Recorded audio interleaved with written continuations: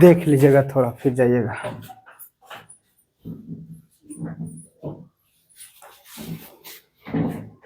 दिख रहा था ना?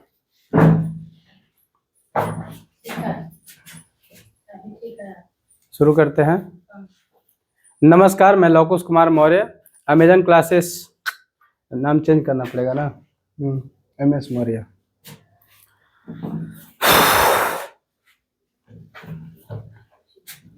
नमस्कार, मैं Lavkush Kumar Maurya, MS Maurya study centre में आपका स्वागत है।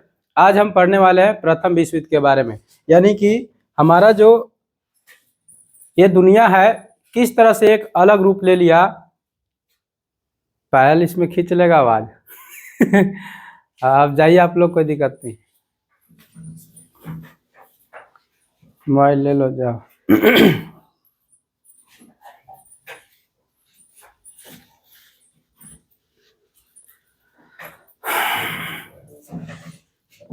नमस्कार, मैं Lavkush Kumar Maurya, Amazon classes, Amazon का नाम लिया जा रहा है।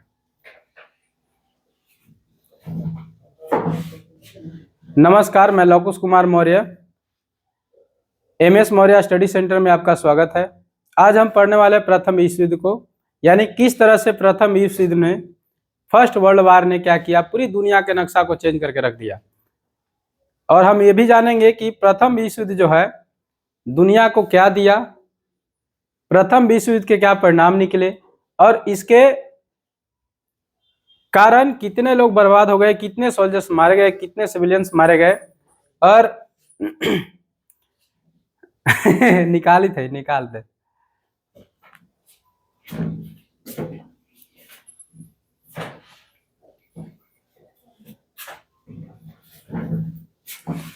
नमस्कार, मैं Lavkush Kumar Maurya, MS Maurya study centre में आपका स्वागत है। आज हम पढ़ने वाले प्रथम विश्व युद्ध के बारे में और जानेंगे कि प्रथम विश्व युद्ध जो है इसके क्या कारण थे, कि ये विश्व युद्ध हुआ और इसके क्या परिणाम निकले, कितने देशों ने इसमें भाग लिया और आज का जो दुनिया का नक्शा दिख रहा है क्या पहले ऐसा ही था। इन सारे चीजों को हम देखेंगे। और ये जो आपका क्लास है, ये जो लेक्चर है आपका, वो UPSC BPSC सभी के लिए है। UPSC एंड BPSC यानी PCS के लिए आपका खास करके ये बहुत महत्वपूर्ण लेक्चर है और आप इसको ध्यान पूर्वक पढ़ेंगे, देखेंगे। और चलिए शुरू करते हैं कि इसके क्या परिणाम निकले, कितने देशों ने भाग लिया। तो चलिए, सबसे पहले क्या है प्रथम विश्व युद्ध, यानी कि हम फर्स्ट वर्ल्ड वार की बात कर रहे हैं। प्रथम विश्व युद्ध, वर्ल्ड वार वन। अब इसमें सबसे पहले हम देखेंगे परिचय। विश्व युद्ध का क्या देखेंगे, परिचय देखेंगे कि आखिर इसका क्या है। हमने सारे पॉइंट बना रखे हैं और उस पॉइंट को देखते हुए हम सारे चीजों को डिस्कस करेंगे, राइट।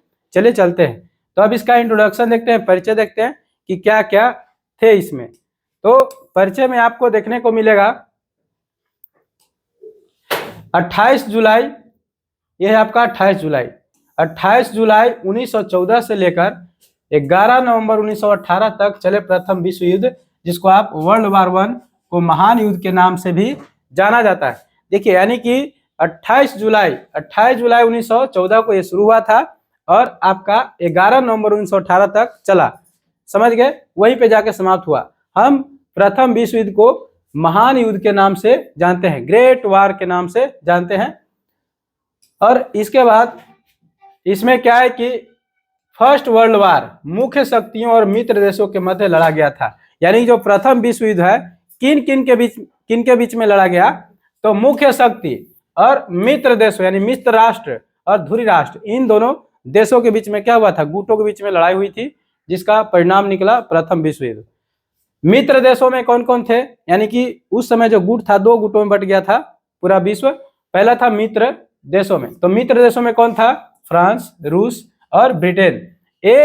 ये जो 3 देश देख रहे हैं ये बहुत महान देश है, शक्तिशाली है। जैसे शक्तिशाली देश शामिल थे, यानी कि ये जो आपका मित्र देश है, मित्र राष्ट्र जिसको कहते हैं, इसमें कौन कौन थे, फ्रांस, रूस, ब्रिटेन, ये तीनों देश थे।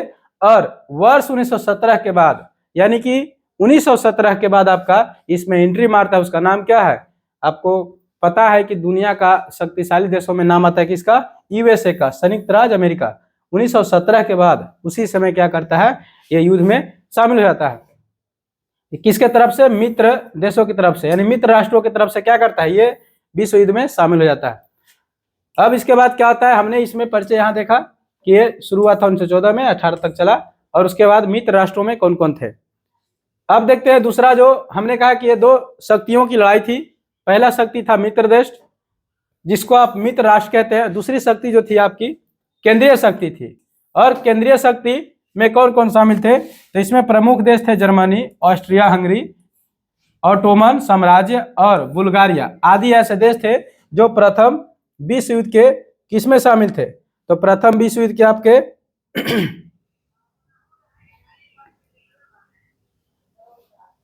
प्रथम विश्व युद्ध के आपके केंद्रीय शक्ति के रूप में ये सब देश शामिल थे आपका, याद रखिएगा, जर्मनी, ऑस्ट्रिया हंगरी, ऑटोमन साम्राज्य और यहाँ पे क्या है, बुल्गारिया, ये सब देश इसमें शामिल थे। यानी कि हम कह सकते हैं कि प्रथम विश्व युद्ध जो है आपका दो गुटों के बीच में लड़ा गया, राइट। उसमें बहुत सारे देशों ने भाग लिया, जिसमें महत्वपूर्ण जो देश थे वो आपका मित्र राष्ट्र में कौन हो गया आपका, तो ब्रिटेन, रूस और फ्रांस। रूस, फ्रांस, ब्रिटेन। और इसमें क्या हो गया आपका, केंद्रीय शक्ति में हो गया आपका जर्मनी, ऑस्ट्रिया हंगरी, ऑटोमन साम्राज्य, ये सब हो गए। अब हम समझते हैं कि आखिर इस युद्ध के क्या कारण थे, राइट। यानी कि युद्ध होने के क्या कारण थे, and what is the reason of world war one, यानी कि प्रथम विश्व युद्ध के क्या कारण थे, उसको चलिए देखते हैं। अब इसमें हमारा क्या देखने को मिलेगा, तो युद्ध के कारण में चलिए समझ लेते हैं। विश्व को प्रथम, देखिए वर्ल्ड वार वन यानी विश्व युद्ध प्रथम, यानी वर्ल्ड वार वन की ओर धकेलने वाले कारकों में कोई एक घटना या एक कारण प्रमुख नहीं था। यानी कि प्रथम विश्व युद्ध शुरू होने के कोई एक कारण नहीं थे, बहुत सारे इसके कारण थे। यदि कोई कह देता है कि सिर्फ एक कारण थे तो ऐसा नहीं है, बल्कि ऐसे बहुत से कारण थे जिनके सिलसिलेवार प्रकटन से समस्त विश्व को इस भयानक त्रासदी को झेलने के लिए विवश कर दिया। यानी कि प्रथम विश्व युद्ध जो है आपका, इसके बहुत सारे कारण थे जिसकी वजह से ये हुआ, और इसी के कारण विश्व के जो है अनेक देश बर्बाद हो गए, तबाह हो गए, जिसमें आपका भारत का भी नाम आता है। आगे चल के देखेंगे कि सेकेंड वर्ल्ड वार में आपका भारत को धकेला गया था कि नहीं, क्या हुआ था भारत के साथ, इसमें क्या, इसमें भी देखेंगे हम कि इसका आखिर भारत पर क्या प्रभाव पड़ा, राइट। तो ये हो गया आपका कारण में ये। अब देखते हैं कि जर्मनी की नई अंतरराष्ट्रीय विस्तारवादी नीति, यानी कि पहला कारण में ये हो गया कि क्या क्या हमने देखा, इसमें कोई एक देश इसका जिम्मेवार नहीं था। और दूसरा में देख रहे हैं कि जर्मनी की नई अंतरराष्ट्रीय विस्तारवादी नीति, यानी जर्मनी जो है उस समय अपने आप को बहुत आगे बढ़ाने की कोशिश कर रहा था, और इस बीच जो है ये युद्ध शुरू होता है, राइट। तो आखिर इसमें ये क्या कर रहे थे जर्मनी वाले कि इतना भयानक आफत आ गया, तो अंतरराष्ट्रीय विस्तारवादी नीति ये अपने आप को आगे बढ़ाने की कोशिश कर रहे थे। सन 1890 में जर्मनी के नए सम्राट विल्हेम द्वितीय ने एक अंतरराष्ट्रीय नीति शुरू की। यानी कि 1890 में विल्हेम द्वितीय ने, जो जर्मनी के क्या थे, सम्राट थे, उस समय सम्राट हुआ करते थे, चांसलर सब कहते हैं। तो उस समय 1890 में विल्हेम द्वितीय ने क्या किया, तो एक अंतरराष्ट्रीय नीति शुरू किया, जिसने जर्मनी को विश्व शक्ति के रूप में परिवर्तित करने के लिए प्रयास किए। यानी कि उस नीति ने, ये जो आपका अंतरराष्ट्रीय नीति शुरू किया, किन्होंने, तो सम्राट विल्हेम द्वितीय ने। इस वजह से जो है विश्व शक्ति के रूप में जो जर्मनी है वो परिवर्तित होने लगा, लोग उनको विश्व शक्ति के रूप में देखने लगे। इसी का परिणाम रहा कि विश्व के अन्य देशों ने जर्मनी को एक उभरते हुए खतरे के रूप में देखा, जिसके चलते अंतरराष्ट्रीय स्थिति अस्थिर हो गई। यानी कि अब देखा, विश्व के कई देशों ने देखा कि जर्मनी बहुत ज्यादा क्या कर रहा है, विकास कर रहा है बहुत तेजी से रफ्तार से, राइट। अब देखा कि इसकी जो नीति है जर्मनी की, वो काफी भयानक है, इसका जो परिणाम होगा काफी क्या होगा, बुरा होगा। इसलिए विश्व के अनेक देश क्या चिंतित हुए, इससे समझ गए। अब चिंतित होंगे तो लाजमी है कि यदि हम बढ़ा रहे हैं किसी चीज को, तो शक्ति को, तो आप भी अपने शक्ति को क्या करेंगे, बढ़ाने की कोशिश करेंगे, राइट। तो उसी तरह से हुआ। अगला जो इसमें परिणाम है, कारण परस्पर रक्षा सहयोग, परस्पर रक्षा सहयोग, इसमें क्या होता है उसको देखते हैं। दूसरा कारण यहाँ पे देख लिए, तीसरा देख रहे हैं। Mutual defence alliances. अब म्यूचुअल डिफेंस अलायंस में क्या होता है, यानी कि परस्पर रक्षा सहयोग, एक दूसरे की सहायता करने के लोगों ने क्या किया, ठाना। अब यहाँ पे क्या होता है, इसके तहत संपूर्ण यूरोपियन राष्ट्रों ने आपसी सहयोग के लिए रक्षा समझौते और संधियां कर ली। यानी कि रक्षा के लिए क्या, तो यूरोप के बहुत से ऐसे देश है जिन्होंने क्या किया, संधि करना शुरू कर दिया कि हम आपकी रक्षा करेंगे और आप हमारी रक्षा करेंगे। किसी भी मुसीबत पड़ने पर आप मेरी मदद करेंगे यदि मेरे पे कोई समस्या आता है तो, और आप पे यदि कोई समस्या आता है तो मैं आपकी मदद करूंगा। ये होता है क्या, तो ये उस समय सहयोग की बात होने लगी, रक्षा से संबंधित, डिफेंस से संबंधित, कि हम आपकी रक्षा करेंगे। जैसे आप गांव में क्या करते हैं, आपको कोई कष्ट है तो हमने आपको सहायता किया, और हमें कोई कष्ट है तो आपने किया। बिल्कुल उसी तरह से यहाँ हो रहा था जर्मनी के चलते। जर्मनी इतना उभर रहा था आगे शक्ति के रूप में। इन सदियों का सीधा सा अर्थ था कि यदि यूरोप के किसी एक राष्ट्र पर शत्रु राष्ट्र की ओर से हमला होता है तो उक्त राष्ट्र की रक्षा है तो सहयोगी राष्ट्रों को सहयोग के लिए, सहायता के लिए आगे आना होगा। यानी कि इसमें क्या हुआ, जैसे हमने बताया, तो यूरोप के जो देश हैं जब संधि किए तो उन्होंने कहा कि यदि आप पे कोई हमला करेगा तो हम बचाएंगे, सहायता करेंगे, और यदि मेरे पे कोई करेगा तो आपको मेरी मदद करनी होगी, सहायता करनी होगी। ये तीसरा कारण हो गया। अब अगला आता है त्रिपक्षीय संधि, जिसको आप ट्रिपल अलायंस के नाम से जानते हैं, ट्रिपल अलायंस।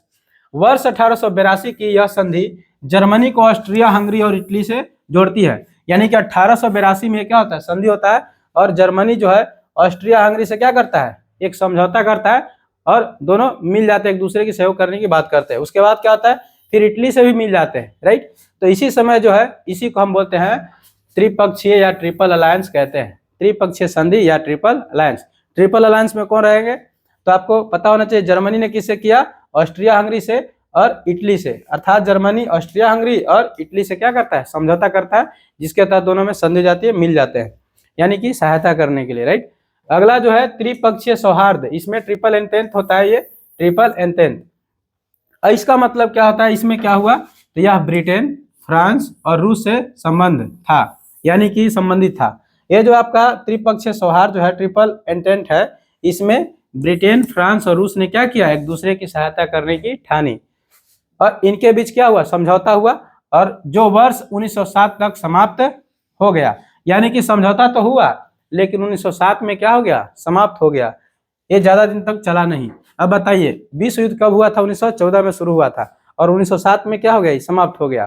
तो क्या बताइए, ये चला आगे तक, नहीं चला। तो ब्रिटेन, फ्रांस और रूस ये इसमें आए। उसके बाद क्या होता है, इस प्रकार यूरोप में दो प्रतिद्वंदी समूह बन गए, और इस कारण से क्या हुआ, पूरा जो यूरोप है दो पक्षों में बट गया, मित्र राष्ट्र और धुरी राष्ट्र। यानी कि यही सब क्या थे, इसके कारण थे। अब उसके बाद क्या होता है इसमें, चलो हम क्या देखते हैं, चित्र देख लेते हैं। युद्ध की शुरुआत में बने सहयोगी समूह, जो आपका युद्ध के समय, उसी समय क्या हुए, एक दूसरे के जो सहयोगी बने, उन देशों का क्या देखेंगे, इसमें हम मैप देखेंगे कि आखिर इसमें कौन कौन थे और कहाँ कहाँ कौन से देश थे। तो इस आप मैप को देखने की कोशिश करिएगा। मैं इसको जूम करता हूं।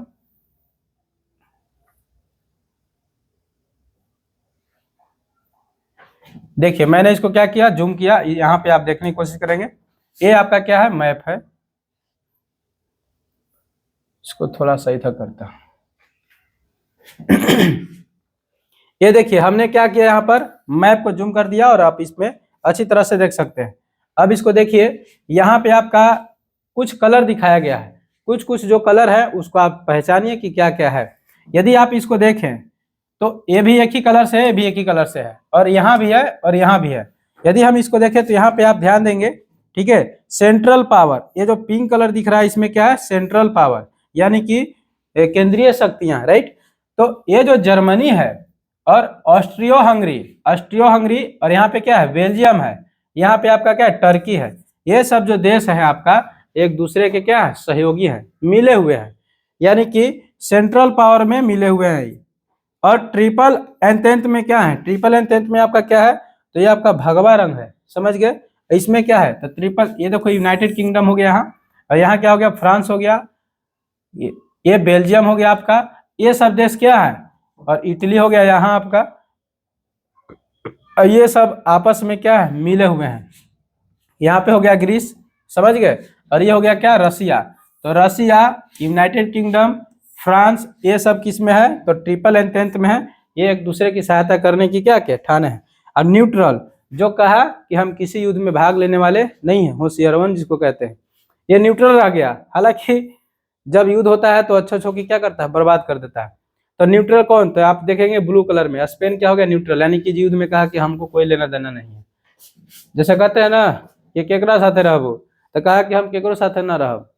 अब यहाँ पे क्या हो गया आपका? नीदरलैंड किसी के साथ नहीं गया, स्विट्जरलैंड किसी के साथ नहीं गया, यहाँ पे स्वीडन है, नॉर्वे और क्या है? डेनमार्क है। जर्मनी के नॉर्थ में यदि देखेंगे, उत्तर में, तो आपका क्या है? Norway, Sweden, Denmark. यदि पश्चिम में देखेंगे आप, यहाँ पे नीदरलैंड है, जिसको हॉलैंड के नाम से जानते हैं। तो ये न्यूट्रल रह गया। बाकी आपका ट्रिपल एंटेंट क्या हो गया? ये वाला हो गया आपका फ्रांस, यूके, रसिया, यहाँ पे आपका हो गया रोमानिया, इधर में आपका सर्बिया हो गया। ये देखो सर्बिया, ये भी इसी के पक्ष में था। अल्बानिया यहाँ पे पड़ता है, ठीक है। ग्रीस भी इसी के पक्ष में था, यानी ट्रिपल एंटेंट में। और सेंट्रल पावर में क्या था? तो ये पिंक कलर। चलो आगे चलते हैं। हमने क्या किया? इसको बढ़िया से देखा। आप देख लीजिए मैप को, आप बढ़िया से देखिए, अच्छी तरह देख लीजिए कहाँ है। रसिया देख लो यहाँ है, और यहाँ क्या? यूके यहाँ पे है, राइट। जर्मनी जो है आपका सेंटर में, देख लीजिए सेंटर में, ये आपका केंद्र में जर्मनी, ऑस्ट्रिया हंगरी, ये आपका साम्राज्य था, ऑस्ट्रिया हंगरी। चलिए हम आगे चलते हैं इसमें।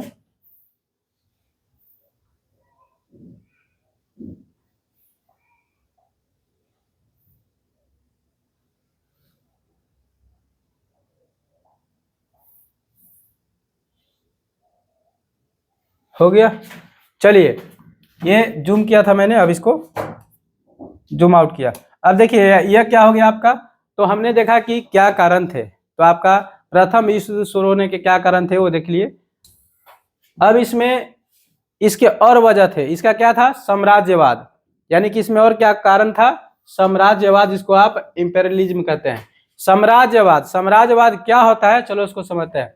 प्रथम विश्व युद्ध से पहले अफ्रीका और एशिया के कुछ हिस्से कच्चे माल की उपलब्धता के कारण यूरोपीय देशों के बीच विवाद का विषय बने हुए थे। यानी कि प्रथम विश्व युद्ध से पहले यदि देखें तो अफ्रीका, एशिया के ऐसे कुछ देश थे जहां पे कच्चा माल की उपलब्धि ज्यादा थी, वहां पे कच्चे माल ज्यादा थे, और उसी के चक्कर में एक दूसरे से इन्होंने क्या किया?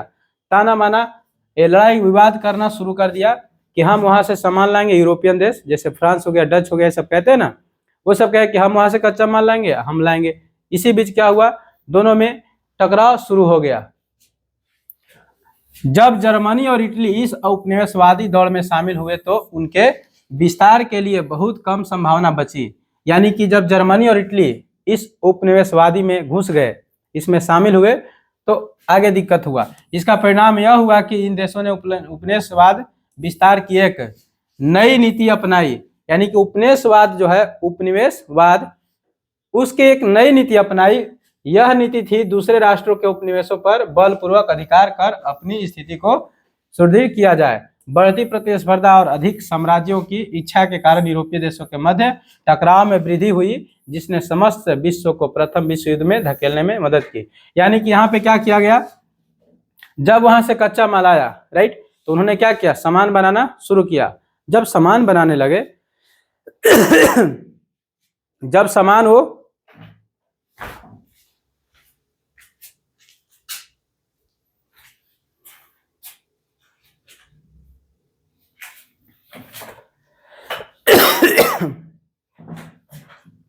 जब वहां से कच्चा माल ला करके सामान बनाना स्टार्ट किया, तो सामान को बेचने के लिए आपको क्या चाहिए? मंडी चाहिए, बाजार चाहिए। अब जब एक ही बाजार में बहुत सारी कंपनियां अपना माल बेचने लगे, तो वहां पे क्या होता है? वहां पे आपका, जिसको कंपटीशन कहते हैं, कंपटीशन क्या होता है? स्टार्ट हो जाता है। जैसे हम कहें कि हम किसी सामान को 100 रुपए में देंगे, और आप कहेंगे उसी सामान को ज्यादा बेचने के चक्कर में कि हम 80 रुपए में देंगे। तो ये होता है कंपटीशन। जब मार्केट में कंपटीशन आता है तो किसी भी सामान का जो दाम है घटने लगता है, राइट। अब यही यहाँ पे हो गया कि अपने साम्राज्य को विस्तार करने के लिए लोग क्या करने लगे? अपने आप को आगे बढ़ाने लगे। और इस तरह से जो पूरी दुनिया है, प्रथम विश्व युद्ध में क्या हो गया? घुस गया। समझ गए? अब चलिए अगला देखते हैं। इसमें अगला पॉइंट क्या हो सकता है? इसी प्रकार मोरक्को, यानी कि हम साम्राज्यवाद को देख रहे हैं, इसी प्रकार मोरक्को तथा बोस्निया संकट ने भी इंग्लैंड एवं जर्मनी के बीच कंपटीशन को और बढ़ा दिया। यानी कि बोस्निया और जो मोरक्को है, ये इस चीज को कंपटीशन को और क्या कर दिया, बढ़ा दिया। हुआ क्या, अपने प्रभाव क्षेत्र में वृद्धि करने के उद्देश्य से जर्मनी ने जब बर्लिन बगदाद रेल मार्ग योजना बनाई तो इंग्लैंड के साथ साथ फ्रांस और रूस ने इसका विरोध किया। यानी कि जर्मनी अपने व्यवस्था को आगे बढ़ाने के लिए, अपने शक्ति को बढ़ाने के लिए क्या किया, रेल मार्ग का निर्माण करने लगा। तो यहाँ पे देखिए किसको, फ्रांस और रूस को। कहा कि ससुरा ये तो बहुत आगे बढ़ रहा है, अब कुछ करना पड़ेगा, दिमाग लगाना पड़ेगा। तो इसको रोकने के लिए, यानी जर्मनी को रोकने के लिए इन्होंने क्या किया, जिसके चलते इनके बीच कटुता में और अधिक वृद्धि हुई। यानी कि उनका विरोध किए, कहे कि तुम आगे बढ़ रहे हो, इसका मतलब हम लोग फिर आगे चल के सताए जाएंगे। तो उसको रोकने के लिए फिर ये क्या हुए, युद्ध में घुस पड़े। यानी कि ये भी वजह रहा कि जर्मनी को रोकने के लिए विश्व की सारी शक्तियां क्या हो गई, एक हो गई। अब दूसरा आता है सैन्यवाद, मिलिट्रिज्म। मिलिट्रिज्म जो यानी सैन्यवाद, पहला हमने यहाँ पे देखा साम्राज्यवाद, किसके ये भी कारण थे युद्ध के। दूसरा देखा सैन्यवाद, देख रहे हैं। अब सैन्यवाद में क्या है, इसको चलो समझते हैं। 20वीं सदी में प्रवेश करते ही विश्व में हथियारों की दौड़ शुरू हो गई थी। यानी कि जैसी 20वीं सदी आया 1900 कुछ ईस्वी, राइट, तो विश्व के सभी देश अपने अपने क्या बनाने लगे, हथियार बनाने लगे। टेक्नोलॉजी का क्षेत्र जो है आगे बढ़ने लगा, औद्योगिक यानी कंपनियां आगे बढ़ने लगी। और इसलिए ऐसा हुआ कि अपनी शक्ति को मजबूत किया जाए। यदि आज आप सोच रहे होंगे कि बिना हम टेक्नोलॉजी के आगे बढ़ जाए तो संभव नहीं है। टेक्नोलॉजी के बल पे पूरी दुनिया में जो राज कर रहा है वो रसिया है, चाइना है, अमेरिका है, ये सब टेक्नोलॉजी के बल पे है, समझ गए। तो ये चीज यानी कि हथियार के दौड़ में क्या हो गए, विश्व के सभी देश आगे कूद पड़े। वर्ष 1914 तक जर्मनी में सैन्य विनिर्माण में सबसे अधिक वृद्धि हुई। यानी कि 1914 ईस्वी तक जर्मनी सैनिक को बहुत ज्यादा क्या किया, मजबूत बना लिया। और उस समय भूमि से लड़ाई होती थी, भूमि पर, अभी तो ऊपर ऊपर लड़ाई होने लगा है, राइट। तो जर्मनी जो अपने शक्ति को क्या किया, बहुत स्ट्रॉन्ग कर लिया। और उसके बाद द ग्रेट ब्रिटेन और जर्मनी दोनों ने इस समयावधि में अपनी नौसेनाओं में काफी वृद्धि की। सैन्यवाद की दिशा में हुई इस वृद्धि ने युद्ध में शामिल देशों को और आगे बढ़ने में मदद की। यानी कि जर्मनी और ब्रिटेन नौसेना और सैनिक दोनों को क्या कर रहे थे, बढ़ा रहे थे। एक बात आप याद रखिएगा, अंग्रेज जो ससुरा है आज नया नहीं है, वो शुरू से ससुरा होशियार है। शुरू से देखिएगा कि विश्व के सारे देशों पे क्या किया, लगभग जितने भी धनी देश थे सारे देशों पे राज किया। वो भारत पे जानी रहे कि राज किया, और भी बहुत सारे देश है, अमेरिका, ये सब सभी पे राज किया। यानी कि विश्व के कोई ऐसा बढ़िया देश नहीं है जहां पे वो राज नहीं किया, समझ गए। तो यहाँ पे जर्मनी क्या किया, अपने शक्ति को बढ़ा रहा था, और साथ में ब्रिटेन भी क्या पीछे नहीं था, वो भी आगे चल रहा था। जो विश्व युद्ध होने के क्या थे, ये भी एक कारण थे। अब उसमें सैन्यवाद में क्या होता है, 1911 में वर्ष 1911 में आंग्ल जर्मन नाविक प्रतिस्पर्धा के परिणाम स्वरूप अगादिर का संकट, एक देखिए यहाँ पे आया है, अगादिर का संकट उत्पन्न हो गया। हालांकि इसे सुलझाने का प्रयास किया गया, परंतु यह प्रयास सफल नहीं हो सका। वर्ष 1912 में जर्मनी में एक विशाल जहाज इम्परेटर यानी 1912 में जर्मनी में एक जहाज बनता है, उसका नाम क्या होता है, इम्परेटर। कौन सा कलर रख लूं, ये रख लेते हैं। वर्ष 1912 में जर्मनी क्या किया, दुनिया का सबसे बड़ा एक जहाज बनाता है जिसका नाम क्या है, इम्परेटर। यानी कि इम्परेटर को इन्होंने क्या किया, बना दिया। ये भी कलर ठीक नहीं है, तब कौन सा कर दो, ब्लू कर देते हैं। अब इम्परेटर जो है आपका, इसको बनाने के बाद क्या होता है सबसे अच्छा रेड वाला है, जो उस समय का सबसे बड़ा जहाज था। यानी जर्मनी ने जब विशाल जहाज का निर्माण किया 1912 में, इम्परेटर, यहाँ पे देखिए नाम याद रखिएगा, इम्परेटर। इससे इंग्लैंड और जर्मनी के मध्य वैमनस्थ एवं प्रतिस्पर्धा में वृद्धि हुई। इसके कारण, यानी कि इस जहाज के कारण, जब जहाज बना है तो व्यापार में क्या होगी, आसानी होगी। जल मार्ग से व्यापार करना बहुत आसान और सस्ता पड़ता है। तो जर्मनी और यूके जो है, इन दोनों के बीच में क्या हुआ, टकराव और उत्पन्न हो गया, यानी कि इस युद्ध के कारण। अब चलो देखते हैं राष्ट्रवाद। इसमें हमने पहला देखा साम्राज्यवाद, दूसरा क्या देखा, सैन्यवाद, तीसरा क्या देखते हैं, राष्ट्रवाद। सैन्यवाद में शक्ति को क्या किया जाएगा, सैन्य शक्ति को बढ़ाया जाएगा। साम्राज्यवाद में अपने साम्राज्य को कायम करने के लिए क्या करता है, शक्ति बढ़ाता है, राइट, अपने खानदान को चलाने के लिए। अपने खानदान यानी कि हम आज राजा हैं तो आने वाले वक्त में हमारा बेटा राजा बनेगा। और राष्ट्रवाद में आपको पता है कि राष्ट्रवाद क्या होता है, यानी देश से प्रेम, देश के प्रति भावना, देश के प्रति त्याग, कोई क्या कहते हैं, राष्ट्रवाद, राष्ट्रवाद कहलाता है। जो व्यक्ति ऐसा करता है उसको राष्ट्रवादी कहते हैं, राइट। अब इसमें चलिए देखते हैं कि राष्ट्रवाद नेशनलिज्म में क्या होता है। जर्मनी और इटली का एकीकरण भी, जर्मनी और इटली का एकीकरण भी राष्ट्रवाद के आधार पर ही किया गया था। बाल्कन क्षेत्र में राष्ट्रवादी की भावना और अधिक प्रबल थी, यानी कि जर्मनी का जो एकीकरण है वो राष्ट्रवाद के आधार पर क्या हुआ था। जर्मनी और इटली दोनों राष्ट्रवाद के बल पर निर्मित हुए। और चूंकि उस समय बाल्कन प्रदेश तुर्की साम्राज्य के अंतर्गत आता था, अतः जब तुर्की साम्राज्य कमजोर पड़ने लगा तो इस क्षेत्र में रहने वाले लोगों ने स्वतंत्रता की मांग शुरू कर दी। यानी जर्मनी में पहले क्या थे, सम्राट यानी राजा हुआ करते थे, साम्राज्यवाद था। और वहां पे जब युद्ध हुआ, कौन सा युद्ध हुआ, बाल्कन युद्ध, तो बाल्कन युद्ध के बाद क्या, जर्मनी कमजोर पड़ गया और उसके बाद यहाँ के लोग क्या करने लगे, तो यहाँ के लोग आजादी मांगने लगे, यानी कि राष्ट्रवाद की मांग उत्पन्न हो गई। राष्ट्रवाद यानी एक स्वतंत्र देश का निर्माण करने के बाद होने लगी। तो ये भी एक क्या थे, कारण थे, ठीक है। अगला पॉइंट इसमें क्या आता है बोस्निया और हर्जेगोविना में रहने वाले स्लाविक लोग ऑस्ट्रिया हंगरी का हिस्सा नहीं बना रहना चाहते थे। यानी कि जो इस हिस्सा में बोस्निया और हर्जेगोविना में रहते थे वो लोग चाहते थे, स्लाविक लोग, कि हम ऑस्ट्रिया हंगरी का हिस्सा नहीं है, यहाँ पे नहीं रहना चाहते, बल्कि वे सर्बिया में शामिल होना चाहते थे। और बहुत हद तक उनकी इसी इच्छा के परिणाम स्वरूप प्रथम विश्व युद्ध की शुरुआत हुई। और उनका कहना था कि जो यहाँ पे रह रहे थे बोस्निया में और हर्जेगोविना में, वो कहते थे कि हम यहाँ पे नहीं रहेंगे, हमें कहाँ रहना है, तो हमें सर्बिया में शामिल होना है, हम इसमें शामिल होंगे। जिसकी वजह से आप समझ सकते हैं कि जो युद्ध हुआ प्रथम विश्व युद्ध, ये भी एक क्या था, कारण था, प्रथम विश्व युद्ध होने के भी एक कारण थे। अगला इसमें पॉइंट जो आता है वो है आपका रूस का मानना था कि स्लाव यदि ऑस्ट्रिया हंगरी एवं तुर्की से स्वतंत्र हो जाता है तो वह उसके प्रभाव में आ जाएगा। यानी कि किसका मानना था, रूस का मानना था। रूस आपका क्या है, बहुत शक्तिशाली देश है। वो चाहता था, वो जानता था कि ससुरा क्या करेगा, स्लाव यदि ऑस्ट्रिया हंगरी एवं तुर्की से स्वतंत्र हो जाता है तो वह उसके प्रभाव में आ जाएगा। यानी किसके प्रभाव में, ऑस्ट्रिया हंगरी और तुर्की के प्रभाव में आ जाएगा। यही कारण रहा कि रूस ने अखिल स्लाव अथवा सर्वस्लाववाद आंदोलन को बल दिया। स्पष्ट है कि इससे रूस और ऑस्ट्रिया हंगरी के मध्य संबंधों में कटुता आई। और उन्होंने क्या किया, इसको क्या किया, तो इसके अंदर दर्द को पैदा करने के लिए, भड़काने के लिए उन्होंने क्या किया, एक आंदोलन किया, एक नारा दिया, स्लाव या सर्वस्लाववाद आंदोलन। सर्वस्लाववाद आंदोलन की वजह से इसमें और क्या हो, भड़काव उत्पन्न हुआ, यानी भड़क गए लोग।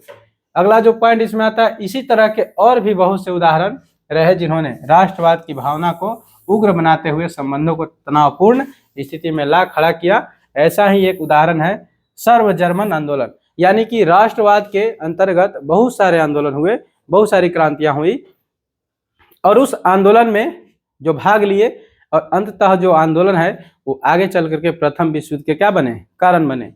तो राष्ट्रवाद भी इसमें क्या था, महत्वपूर्ण पॉइंट था। अब चलिए देखिए,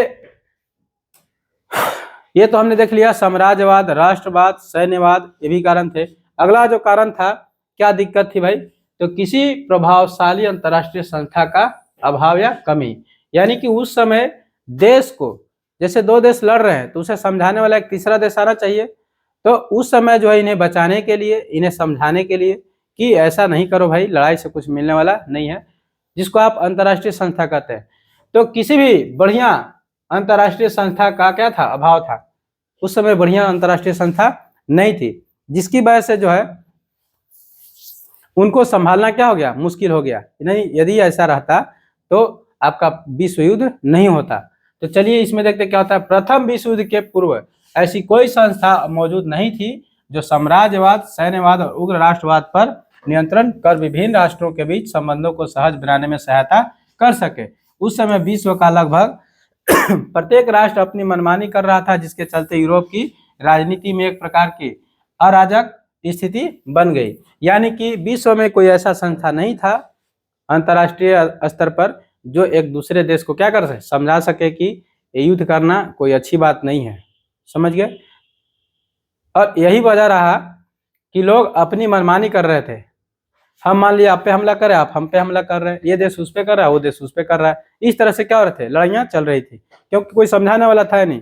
जब कोई समझाने वाला आता है तो कुछ न कुछ प्रभाव पड़ता है और लोग सुधारने की कोशिश करता है। ठीक उसी तरह से विश्व में कोई ऐसी संस्था नहीं थी जो एक दूसरे को क्या करे, समझा सके, कंट्रोल कर सके, राइट। तो ये भी एक क्या था, अंतरराष्ट्रीय संस्था की कमी के कारण भी क्या हुआ, विश्व युद्ध हुआ। अगला जो पॉइंट था इसका देखते हैं, तत्कालिक कारण, यानी प्रथम विश्व युद्ध के तत्कालिक कारण क्या थे, मुख्य कारण क्या थे कि ये विश्व युद्ध शुरू हुआ, राइट। तो चलिए हम मुख्य कारण को समझते हैं कि प्रथम विश्व युद्ध के मुख्य कारण क्या थे। यदि आप तत्कालिक कारण को समझना चाहते हैं तो देखिए, आर्क ड्यूक फ्रांज फर्डिनेंड इनका नाम है, ये क्या थे, इनकी हत्या हुई थी। यानी कि फर्डिनेंड की क्या आप शॉर्ट में याद कर सकते हैं, फर्डिनेंड, राजकुमार फर्डिनेंड कह सकते हैं, ठीक है। राजकुमार क्यों कह रहे हैं आगे समझ में आएगा आपको। तो फर्डिनेंड की हत्या के कारण ही क्या हुआ, प्रथम विश्व युद्ध शुरू हुआ। यदि इनकी हत्या ना होती तो ये युद्ध शुरू होने वाला नहीं था, होता लेकिन आगे चल के होता, लेकिन बहुत जल्द हो गया इनकी हत्या के कारण। क्या होता है कि इसकी चलो थोड़ा सा हम जानकारी ले लेते हैं। सन 1914 में जब ऑस्ट्रिया हंगरी के सिंहासन के उत्तराधिकारी फर्डिनेंड बोस्निया में सराजोवा का दौरा कर रहे थे, तब उनकी गोली मारकर हत्या कर दी गई। क्या होता है कि फर्डिनेंड जो राजकुमार हैं, यानी राजा का जो पुत्र थे, वही क्या बनने वाले थे, उत्तराधिकारी, भतीजा कहिए या पुत्र कहिए, ऑस्ट्रिया हंगरी के सिंहासन पर बैठने वाले थे, समझ गए। और ये कहे कि चलो हम क्या करते हैं, घूमने चलते हैं, दौरा करने गए। उस समय एक दो बार और गए थे तो इन पे हमला हुआ था। जब ये दौरा करने जा रहे थे तो इनके कुछ लोग मना कर रहे थे कि नहीं जाइए, खतरा है, राइट। लेकिन कहे कि नहीं, खतरा नहीं, कुछ नहीं है, चलो हम चलते हैं, चलेंगे हम घूमने। तो अपने जीत पे आ गए। हालांकि कहा जाता है कि ज्यादा जिद करना अच्छी बात नहीं है। देख लो परिणाम क्या हुआ, समझ रहे हो। तो जब ये घूमने के लिए निकले, कहाँ गए, सेराजोवा का दौरा कर रहे थे, शहर का नाम सेराजोवा है। अब वहां पे गए तो इनको क्या हो गई, गुड नाइट कर दिया गया, मर्द धां से मारा, गोली को ही रह गए, समझ गए। यानी कि प्रथम विश्व युद्ध के तत्कालिक कारण क्या था, तो राजकुमार फर्डिनेंड की हत्या। यही आगे क्या बनने वाले थे, तो ऑस्ट्रिया हंगरी का राजा बनने वाले थे, समझ गए, सम्राट बनने वाले थे। अब यहाँ पे क्या होता है कि एक सर्बियाई व्यक्ति, जिसका यह सोचना था कि ऑस्ट्रिया के बजाय सर्बिया को बोस्निया पर नियंत्रण करना चाहिए, ने आर्क ड्यूक की हत्या कर दी। इससे सारा यूरोप सकते में आ गया। यानी कि जैसे ही राजा की क्या हुई, राजा के उत्तराधिकारी जो राजा बनने वाले थे यानी फर्डिनेंड, उनकी जैसे ही हत्या हुई तो पूरा यूरोप में क्या हो गया, मातम छा गया, पूरा बवाल हो गया कि राजा का उत्तराधिकारी मरा गया, समझ गए। अर्थात ऑस्ट्रिया हंगरी पर अब कौन राज करेगा। इस बीच क्या होता है, पूरा हल्ला होता है। एक व्यक्ति था, मारने वाला का नाम क्या, सर्बियाई व्यक्ति था, समझ गए। इनका क्या मानना था, ये सोचता था कि ऑस्ट्रिया के बजाय सर्बिया को बोस्निया पर नियंत्रण करना चाहिए। यानी कि ऑस्ट्रिया के बजाय सर्बिया पर, ऑस्ट्रिया पर ना करके किस पे करो, बोस्निया पे करो, तब ठीक रहेगा। और वही व्यक्ति क्या किया, इनको गोली मार दिया, समझ गए। और उसी समय उनकी क्या हो गई थी, मौत हो गई थी। ऑस्ट्रिया ने इस घटना के लिए सर्बिया को उत्तरदायी माना। ऑस्ट्रिया कहा, यानी कि ऑस्ट्रिया के उत्तराधिकारी बनने वाले थे, ऑस्ट्रिया ने कहा किसको, सर्बिया को, कि तुम्हारे चलते हमारे राजकुमार का क्या हुआ है, मृत्यु हुआ, हत्या हुआ है। ऑस्ट्रिया ने सर्बिया को चेतावनी दी कि वह 48 घंटे के अंदर इस घटना के संदर्भ में अपनी स्थिति स्पष्ट कर अपराधियों का दमन करे। लेकिन सर्बिया ने ऑस्ट्रिया की मांग को ठुकरा दिया। ऑस्ट्रिया ने कहा सर्बिया को कि तुम 48 घंटे के अंदर हमें बताओ, उसे सजा सुनाओ, उसकी सजा होनी चाहिए। यदि तुम ऐसा नहीं करते हो तो इसका क्या होगा, परिणाम बहुत बुरा होगा, भयंकर परिणाम निकलेगा। और होता भी यही है, इसका भयंकर परिणाम निकलता है, समझ गए। अब क्या होता है, ऑस्ट्रिया कहा कि तुम मान लो, तो बोस्निया जो है आपका, सर्बिया जो है आपका इतना मूर्ख समझते हैं। सर्बिया कहा कि तू ही होशियार है, नहीं मानेंगे, क्या कर लेगा। तो पता है कि जिद्दी बॉय दोनों लड़ेंगे तो क्या होगा, वही होना चाहिए जो नहीं होना चाहिए, वही ना होता है जी। अब देखिए यहाँ पे क्या होता है परिणाम उसका। इसके परिणाम स्वरूप 28 जुलाई 1914 को ऑस्ट्रिया ने सर्बिया के बीच युद्ध की घोषणा कर दी। कहा कि सर्बिया कहा कि हम बात को नहीं मानबो, तो बोला नहीं मानबे तो नहीं मानबो। अब नहीं मानने के लिए जैसे ही कहा, इसने क्या किया, ऑस्ट्रिया ने घोषणा कर दिया 28 तारीख को, 28 जुलाई 1914 को, कि हमसे क्या करना होगा, युद्ध करना होगा। और युद्ध करने के लिए जैसे ही इसने क्या किया, घोषणा किया, देखते ही देखते विश्व के अन्य राष्ट्र भी अपने अपने गुटों के समर्थन में उतर आए और युद्ध विकराल रूप होता चला गया। नतीजतः यानी कि इसके परिणाम स्वरूप इस युद्ध में रूस भी शामिल हो गया, क्योंकि उसने सर्बिया के साथ संधि कर रखी थी। और देखते ही देखते विश्व पूरा जो है, यूरोप जो है पूरा मातम में बदल गया। समझ गए, पूरा मातम कहने का मतलब पूरा वहां पे क्या हो गया, बवाल मच गया पूरा। समझ गए। और जो संधि हुई थी, समझौता हुआ था दो देश तीन देश के बीच में, ट्रिपल अलायंस, समझ रहे, और ट्रिपल एंटेंट, इन सारे देश ने क्या किया, दो गुट, पूरा यूरोप में बट गया था दो गुटों में, और दोनों गुट के देश क्या किए, याद करने लगे, हाँ हमसे समझौता हुआ था, हम उसकी रक्षा करेंगे, हमसे समझौता था, हम उसकी रक्षा करेंगे। और जो जो समझौता के अंतर्गत जिसके साथ में थे, उनके साथ क्या हो गए, कूद पड़े, कहे चलो, धर के गद्दा उठा लिए, समझ गए, अपना अपना हथियार उठा लिए। और इसके बाद क्या होता है, इसके बाद जर्मनी ने रूस के साथ युद्ध की घोषणा कर दी। जब यहाँ पे इस युद्ध में शामिल हो गया कौन, रूस शामिल हो गया। जब रूस इस युद्ध में शामिल हुआ, क्योंकि क्या क्या सर्बिया के साथ संधि कर रखा था, तो सर्बिया से रूस ने क्या किया था, संधि किया था कि हम तुम्हारी क्या करेंगे, मदद करेंगे, इसलिए इसमें क्या हो गया, कूद पड़ा। इसके बाद जर्मनी ने भी रूस के साथ युद्ध की घोषणा कर दी। जब सर्बिया, क्योंकि जर्मनी का दुश्मन कौन था, सर्बिया, और सर्बिया का साथ देने के लिए कौन आ रहा है, रूस। जब सर्बिया का साथ देने के लिए रूस आ रहा है, तो जर्मनी कह रहा है ससुरा तू लड़ेगा तो उसको सहायता करेगा, हम भी तुम पे हमला करेंगे। और जर्मनी ने रूस के साथ क्या किया, युद्ध की घोषणा कर दी, क्योंकि जर्मनी और ऑस्ट्रिया हंगरी के मध्य संधि हुई थी। और जर्मनी, ऑस्ट्रिया हंगरी, ठीक है, ये सब क्या थे, तो ये जर्मनी ऑस्ट्रिया हंगरी दोस्त थे, समझ गए। और ये जब रूस सर्बिया को सहायता किया, तो जर्मनी को आ गया गुस्सा, और जर्मनी कहा कि तुम लड़ रहे हो तो हम तुमको छोड़ेंगे, रुको। यानी कि अब ये ऑस्ट्रिया हंगरी और जर्मनी सब मिल गए और फिर क्या किए, रूस पे हमला कर दिए, समझ गए। रूस पे हमला करने के साथ ही क्या होता है आगे, चलो इसको समझते हैं। इसके बाद ब्रिटेन ने जर्मनी के साथ युद्ध की घोषणा कर दी। अब देखिए मजा आएगा, यानी कि उधर रूस जो है सर्बिया के साथ क्या हो गया, मिल गया और जंग छेड़ दिया। तो जर्मनी कहा कि तुम उसके साथ जाओगे, जाओ जाओ जाओ। तो ऑस्ट्रिया हंगरी और जर्मनी सब मिलके फिर रूस पे हमला कर दिया। रूस पे हमला हुआ तो उसके बाद ब्रिटेन ने जर्मनी पे क्या कर दिया, हमला कर दिया। क्यों कर दिया भाई, क्यों घोषणा कर दी, क्योंकि वो भी क्या हुआ था, तो एक अलायंस बना था, संधि हुई थी, ठीक है। क्योंकि जर्मनी ने तटस्थ बेल्जियम पर आक्रमण कर दिया था। अब ब्रिटेन ने क्या किया, जर्मनी पे क्यों हमला किया, तो क्योंकि बेल्जियम पर जर्मनी ने क्या कर दिया था, हमला कर दिया था। जब जर्मनी बेल्जियम पे हमला किया, तो ब्रिटेन कहा कि जर्मनी शांत हो जाओ, क्योंकि वो मेरा दोस्त है, कौन, बेल्जियम। तो बेल्जियम और ब्रिटेन की दोस्ती थी, एक संधि हुआ था, जिसके तहत क्या किया, ब्रिटेन भी इस युद्ध में कूद पड़ा। जबकि ब्रिटेन ने बेल्जियम और फ्रांस दोनों देशों की रक्षा के लिए समझौता किए हुए थे।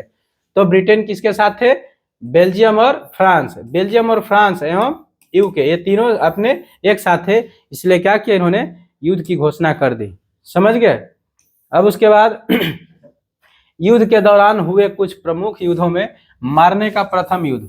अब इतना जब युद्ध होता है प्रथम विश्व युद्ध में, ठीक है, तो इसके तहत बहुत सारे और युद्ध होते हैं। सौम्य का युद्ध, टैनबर्ग का युद्ध, गैलीपोली का युद्ध, वर्दुन का युद्ध आदि शामिल थे। यानी कि जब प्रथम विश्व युद्ध हो रहा था, तो इसमें बहुत सारी क्या हुए, उसके पहले युद्ध हुए, तब जाके नहीं बड़ा रूप लिया था, ये थे। अब चलो हम समझेंगे, यहाँ तक हमने समझा साम्राज्यवाद, राष्ट्रवाद, सैन्यवाद, उसके पहले कारण देखे कि किस तरह से जो पूरा विश्व है वो व्यवस्था को आगे बढ़ाने के लिए, अपनी अर्थव्यवस्था को आगे बढ़ाने के लिए किस तरह से वो मेहनत कर रहे थे, लगातार कोशिश कर रहे थे। तो उस बीच ऐसा हुआ और फिर आके इस तरह से विकास हुआ आगे। अब युद्ध के कारण को समझते हैं कि युद्ध के चरण, कि कितने चरण में युद्ध हुआ, कैसे कैसे हुआ। तो युद्ध के चलो चरण को हम समझते हैं।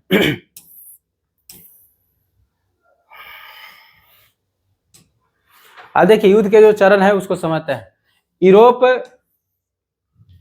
यूरोप, अफ्रीका और एशिया में कई मोर्चों पर संघर्ष शुरू हुआ। यानी कि युद्ध के जो आगे हम इसमें देखने वाले हैं, क्या क्या हुआ, यूरोप, अफ्रीका, एशिया में कई मोर्चों पर क्या हुआ, संघर्ष शुरू हो गया। समझ गए। इसके बाद क्या हुआ, इसके दो प्रमुख परिदृश्य थे, जिसमें एक था पश्चिमी मोर्चा, यानी कि एक तरफ कौन थे, पश्चिमी मोर्चा थे, जहां जर्मनी ने ब्रिटेन, फ्रांस और वर्ष 1917 के बाद अमेरिकियों को के साथ संघर्ष किया। यानी कि एक तरफ क्या थे, तो पश्चिमी मोर्चा थे, जहां पर जर्मनी क्या था, तो इन देशों के साथ में क्या किया, संघर्ष किया, अमेरिका के साथ लड़ा, फ्रांस ब्रिटेन के साथ क्या हुआ, लड़ा।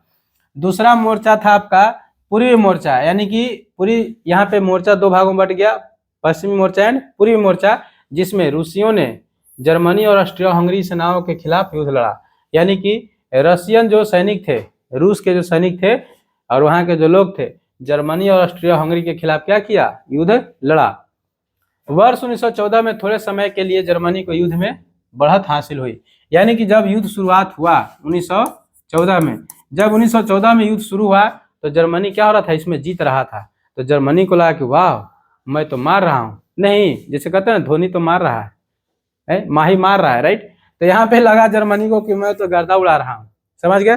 लेकिन ये पता नहीं है कि जब युद्ध होता है तो बर्बादी एक तरफ नहीं होती, बर्बादी दोनों तरफ होती है। और क्या वजह है, आपको कैसे लगता है कि हम ही जीतेंगे, नहीं, अपने आप को तोप समझते हैं कि हम तो तोप हैं, उड़ा ही देंगे। अब जर्मनी तो शुरू में क्या हो रहा था, जीत रहा था। उसके बाद पश्चिमी मोर्चा स्थिर हो गया और एक लंबा तथा क्रूर युद्ध शुरू हो गया। इस बीच पूर्वी मोर्चा पर जर्मनी की स्थिति मजबूत हो गई, लेकिन निर्णायक रूप से ऐसा नहीं हुआ। इसमें धीरे धीरे जर्मनी मजबूत हो रहा था, लेकिन चाह रहा था जर्मनी की पूरा स्ट्रांग हो जाए, लेकिन ऐसा नहीं हुआ। अब फिर धीरे धीरे क्या हुआ, आगे कमजोर होने लगा। समझ गए। देखो 14 में शुरू हुआ था, 17 आ गया है 17 18 में क्या होता है, युद्ध में समाप्त हो जाता है। इसका मतलब क्या हुआ कि जर्मनी की मार के क्या किया, सब कुछ छलनी कर दिया। समझ गए। 1917 में दो घटनाएं घटित हुई, यानी कि 1917 जब आया तो यहाँ पे दो घटना घटित हुआ, क्या, जिन्होंने संपूर्ण युद्ध का रुख ही बदल दिया।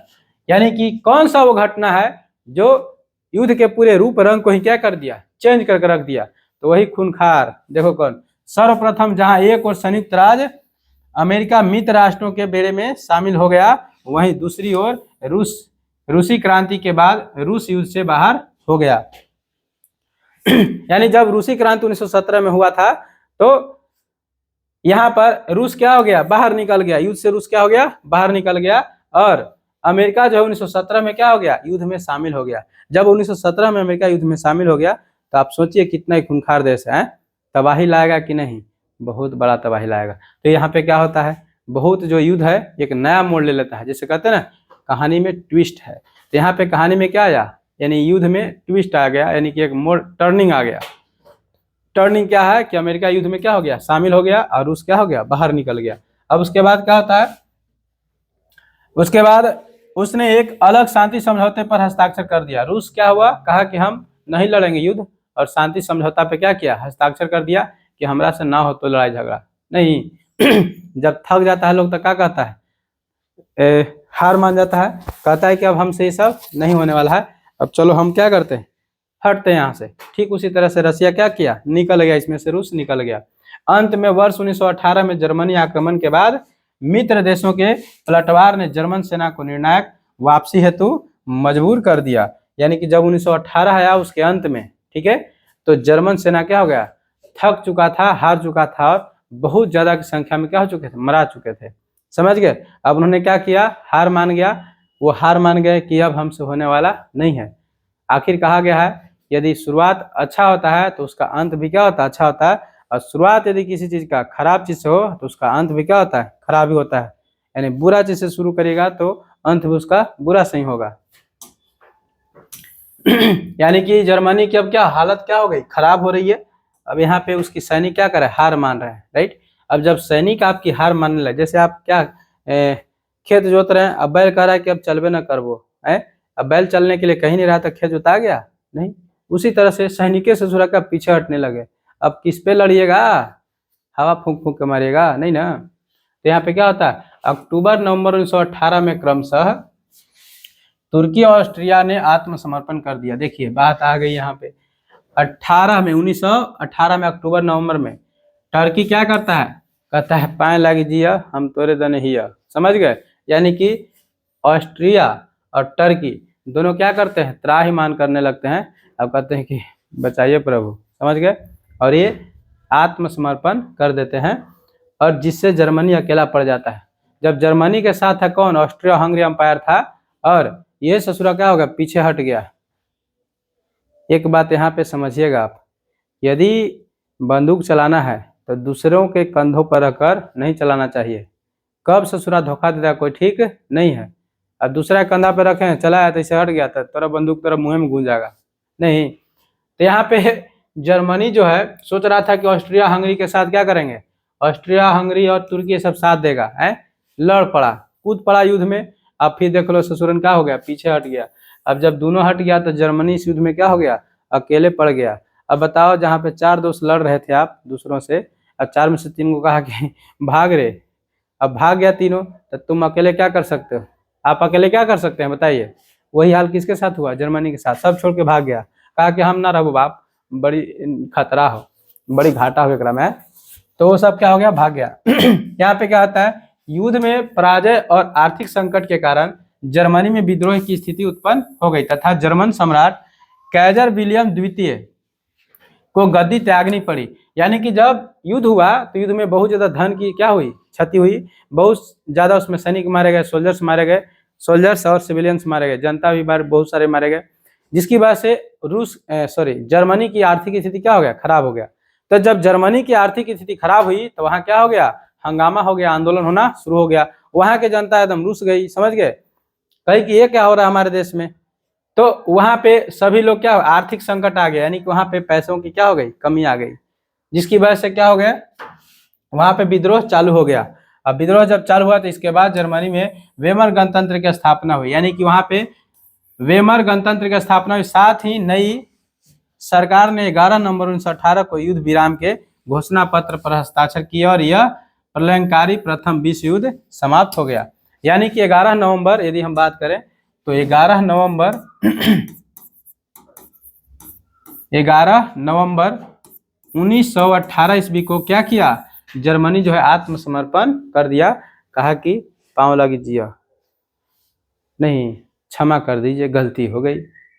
तो पता होना चाहिए आपको कि जो जानबूझ के जो करता है उसको गलती नहीं कहते हैं, उसको धोखा कहते हैं, समझ गए, या फिर लापरवाही कहते हैं। तो ये चीज होगा, 11 नवंबर 1918 को आत्मसमर्पण कर दिया कौन, जर्मनी, क्योंकि अब इसके पास कोई चारा नहीं था, जाए तो जाए कहाँ, राइट। तो इस वजह से ये पीछे हट गए। उस कारण से क्या हुआ, युद्ध विराम पे क्या हो गया, हस्ताक्षर कर दिए। अब प्रथम विश्व युद्ध क्या हो जाता है, यहीं पे अंत हो जाता है। तो आपको याद करना है कि प्रथम विश्व युद्ध कब समाप्त होता है, 11 नवंबर 1918 को खत्म हो गया था। अब चलो देखते हैं कि युद्ध के लिए उत्तरदायी कौन था। हम हर एक क्वेश्चन को पीछे से संबंधित आपका क्वेश्चन इसमें बहुत सारे डाला गया है, प्रथम विश्व से यदि आता है तो आप इस तरह से डाल सकते हैं, राइट। तो युद्ध के लिए उत्तरदायी कौन था, यानी कि क्या इसको कह सकते हैं कि कोई एक देश इस युद्ध के लिए उत्तरदायी था, क्या सिर्फ जर्मनी था या फिर अन्य देश थे, राइट। तो युद्ध के लिए उत्तरदायी कौन था, इसको चलो समझते हैं। युद्ध में सम्मिलित कोई भी देश युद्ध के लिए स्वयं को उत्तरदायी नहीं मानता था, बल्कि वे यह दावा करते थे कि उन्होंने शांति व्यवस्था बनाए रखने की चेष्टा की, लेकिन शत्रु राष्ट्र की नीतियों के कारण युद्ध हुआ। यानी कि इसमें कोई देश जो है कहने वाला नहीं मतलब कह नहीं रहा था कि हमारे कारण क्या हुआ, ये युद्ध शुरू हुआ। कोई देश नाम ही नहीं ले रहा था कि मेरे चलते ये युद्ध शुरू हुआ। जब ऐसा हो, ठीक है, तो कुछ तो बात है भाई। अब बताइए, जहाँ पे लड़ाई हो गई आप भी शामिल थे, हम भी शामिल थे, अब जाके कोई पूछेगा तो बताएं कि हम ही हलियो, कहेंगे? हम नहीं कहेंगे। जो होशियार होंगे, है ना, ज्यादा समझदार होंगे, कहें कि हम हलियो, हल तक जो। तो अब यहाँ पे कोई देश जो है अपने आप को यह कहने के लिए तैयार नहीं है कि हमारे चलते क्या हुआ, युद्ध हुआ, कोई नहीं कह रहा। हालांकि वर्साय संधि की एक धारा में जर्मनी और उसके सहयोगी राष्ट्रों को युद्ध के लिए उत्तरदायी माना गया। यानी कह रहे वर्साय की जब संधि हुई, इसी संधि के तहत युद्ध खत्म हुआ था। वर्साय की जब संधि हुई तो उसमें कहा गया कि जर्मनी और उसके सहयोगी देश वही क्या है, इस युद्ध के लिए उत्तरदायी हैं, उन्हीं के चलते जो है यह युद्ध शुरू हुआ। यह मित्र राष्ट्रों का एक पक्षीय निर्णय था, यानी कि मित्र राष्ट्र इसमें जो थे उन्हीं के कारण क्या होता है, ये युद्ध शुरू होता है। अब यदि इसमें कहता है जर्मनी की हम इसके लिए उत्तरदायी नहीं है, तो यहाँ पे गलत होगा। इस किसमें कहा गया, तो वर्साय की संधि जब हुई थी वही में, सिसमर में हुआ था वर्साय की संधि, और इसी में इस चीज को क्या किया, कहा गया। अब वस्तुतः प्रथम विश्व युद्ध के लिए सभी राष्ट्र उत्तरदायी थे। यदि हम देखें तो प्रथम विश्व युद्ध किसी एक देश के कारण नहीं हुआ, इसमें सारे देशों का क्या था, भूमिका था। सिर्फ जर्मनी ही इसके लिए जवाबदेह नहीं था, यानी कि प्रथम विश्व युद्ध होने के लिए सिर्फ जर्मनी काफी नहीं थी, इसके लिए और देश क्या थे, गुनाहगार थे। सर्बिया ने ऑस्ट्रिया की जायज मांगों को अस्वीकार कर युद्ध आरंभ करवा दिया। यानी सर्बिया जब उस बात को मान जाता जो ऑस्ट्रिया कह रहा था, ठीक है, तो ये युद्ध नहीं शुरू होता, तथा ऑस्ट्रिया द्वारा युद्ध की घोषणा किए जाने से रूस और सैनिक कार्रवाई करने के लिए बाध्य हुआ। यानी कि जब ऑस्ट्रिया, समझ गए, जब यहाँ पे वो ऑस्ट्रिया जो बात को रखा, ऑस्ट्रिया हंगरी अंपायर जो था वहां का जब राजकुमार मराया सर्बिया में, यदि सर्बिया मान जाता उनकी बात को, तो इतना बड़ा रूप नहीं लेता, इतना बड़ा युद्ध नहीं होता। तो इसमें बहुत हद तक हम कह सकते हैं सर्बिया के भी क्या था, बहुत ज्यादा गलती थी, ठीक है, क्योंकि उसने राजकुमार के हत्या के क्या थे, वो दोषी थे, राजकुमार की हत्या करवाई उन्हें, ठीक है। यदि मान जाते कि ना हमारी गलती हुई है तो बस बात खत्म। एक बात यहाँ याद रखिएगा, कहा जाता है कि कितना बड़ा गलती कर दी, यदि क्षमा मांग लेते हैं तो बहुत बड़े बड़े लोग क्या करते हैं, पिघल जाते हैं, समझ गए, और वहां पे वो झुकना पड़ता है उनको और माफ कर देते हैं। अब ऐसा नहीं करिएगा कि हमेशा गलती करके माफी मांगते रहिए, किसी गला काट दी कोई माफी मांग, तो ऐसा होगा नहीं। माफी करने वाला चीज माफी की जाए ना, माफ की जाती है। अब इसके उत्तरदायी और आगे समझते कि इसमें क्या क्या उत्तरदायी चीजें थी। सर्बिया की समस्या को कूटनीतिक स्तर पर हल करने के बजाय रूस ने इसका समाधान सैनिक कार्यवाही द्वारा करने का निर्णय लिया। यदि इसको हम बात विचार से समाप्त कर देते तो युद्ध क्या हो जाता, नहीं होता। लेकिन ये क्या किए, सैनिक शक्ति लगा दिया। जब सैनिक शक्ति लगा देंगे, सैनिक कार्यवाही करेंगे, तो लड़ाई होता है ना, चाहे गलती किसी की हो। जर्मनी की मजबूरी यह थी कि वह अपने मित्र राष्ट्र ऑस्ट्रिया का साथ नहीं छोड़ सकता था, इसलिए रूस द्वारा सैनिक कार्यवाही आरंभ होने पर जर्मनी भी सैन्य कार्रवाई हेतु बाध्य हो गया। यानी कि ऑस्ट्रिया और जर्मनी दोनों एक दोस्त थे, एक दूसरे को छोड़ नहीं सकते थे, इसलिए उनकी सहायता की। और रूस भी जो है वो भी तो वादा किया था कि हम सहायता करेंगे, तो रूस जो है आपका अपने दोस्त की सहायता के लिए क्या किया, आगे बढ़ गया, इसलिए युद्ध क्या हुआ, शुरू हुआ। इंग्लैंड ने भी यह युद्ध की स्थिति को टालने के लिए कोई ठोस कदम नहीं उठाया। यानी कि यदि इंग्लैंड चाहता तो वो भी क्या कर सकता था, ब्रिटेन चाहता तो इस चीज को रोक सकता था, लेकिन कुछ नहीं किया। उसने अपने सहयोगी राष्ट्रों को भी युद्ध से अलग रहने की सलाह नहीं दी, फलतः दोनों गुटों के राष्ट्र युद्ध में सम्मिलित होते गए और एक छोटा युद्ध विश्व युद्ध के रूप में परिणत हो गया। यानी कि यदि ब्रिटेन चाहता, यदि जर्मनी चाहता तो इस युद्ध को रोक सकता था, लेकिन उन्होंने ऐसा नहीं किया, आग के मुंह में ढकेल दिया, समझ गए। अब इसमें चलो आगे देखते हैं। इस प्रकार प्रथम विश्व युद्ध के लिए सभी राष्ट्र उत्तरदायी थे। यानी कि अब कहेगा कि प्रथम विश्व युद्ध के लिए कौन उत्तरदायी है, तो इसमें सभी राष्ट्र उत्तरदायी है, कोई एगो नहीं है। इसके लिए किसी एक राष्ट्र को जिम्मेवार नहीं ठहराया जा सकता। यानी कि प्रथम विश्व युद्ध के लिए किसी एक राष्ट्र को गलत ठहराएं या जिम्मेवार ठहराएं, ऐसा गलत है, समझ गए। क्योंकि इसमें सारे देशों ने क्या किया, अपना भूमिका निभाया। जब इतने सारे देशों ने अपना भूमिका निभाया तो आप किसी एक को कैसे कह सकते हैं, राइट। अब चलो देखते हैं युद्ध के परिणाम क्या क्या हुए। यानी कि युद्ध जो हुआ प्रथम विश्व युद्ध, इसमें क्या क्या परिणाम निकला। तो युद्ध के परिणाम में क्या हुआ आपका, पहला देखते हैं आर्थिक परिणाम। यानी कि आर्थिक परिणाम इसका क्या निकला, ठीक है, इकोनॉमिक रिजल्ट क्या है इसको देखने को मिला। तो चलिए हम आर्थिक परिणाम में देखते हैं। प्रथम विश्व युद्ध में भाग लेने वाले देशों का बहुत अधिक धन खर्च हुआ। यानी कि जब युद्ध हुआ, प्रथम विश्व युद्ध हुआ, तो उसमें जो जो देश भाग लिए, ठीक है, उनका बहुत धन क्या हुआ, खर्च हुआ, पैसा रुपया क्या हुआ, खर्च हुआ, बहुत ज्यादा खर्च हुआ। दूसरा आर्थिक परिणाम, ये सब पैसा रुपया ना है, सब आर्थिक में जर्मनी और ग्रेट ब्रिटेन ने अपनी अर्थव्यवस्था से प्राप्त धन का लगभग 60% हिस्सा युद्ध में खर्च कर दिया। यानी कि जो जर्मनी है, ग्रेट ब्रिटेन है, अपनी अर्थव्यवस्था से जो उनके पास पैसे थे उसमें लगभग 60% क्या किया, लड़ाई में झोंक दिया। अब 100 रुपया था, 60 को लड़ाई में झोंक दिया, तो कुछ ही करिएगा 40 रुपया के हैं। देशों को करों को बढ़ाना पड़ा और अपने नागरिकों से धन भी उधार लेना पड़ा। यानी कि देश जो वहां पे राजा थे, सरकार थी, वो सारे क्या किए, टैक्स बढ़ाना चालू कर दिए और नागरिकों से क्या किए, लोन लेना चालू कर दिए, पैसा लेना चालू कर दिए। उन्होंने हथियार खरीदने तथा युद्ध के लिए आवश्यक अन्य चीजों हेतु भी अपार धन व्यय किया। यानी कि जब युद्ध शुरू हुआ, युद्ध लड़ने के लिए आपको बारूद चाहिए, बम चाहिए, बंदूक चाहिए, गोली चाहिए, इन सारे चीजों को खरीदने में क्या किया, सारे देशों ने बहुत पैसा उड़ाया। जैसे हम लोग क्या करते हैं, हम लोग जो कम कमाने वाले बच्चे जैसे हम हैं, तो हम लोग क्या करते, दिखावा करते हैं कि हाई फाई में रहेंगे, कपड़ा तनी नया नया पहनेंगे, लोग कहेगा कि नहीं बहुत बड़ा घर के लड़का है। अब दिखाने में सिर्फ रह जाते हैं, भिखारी के भिखारी बने रह जाते हैं।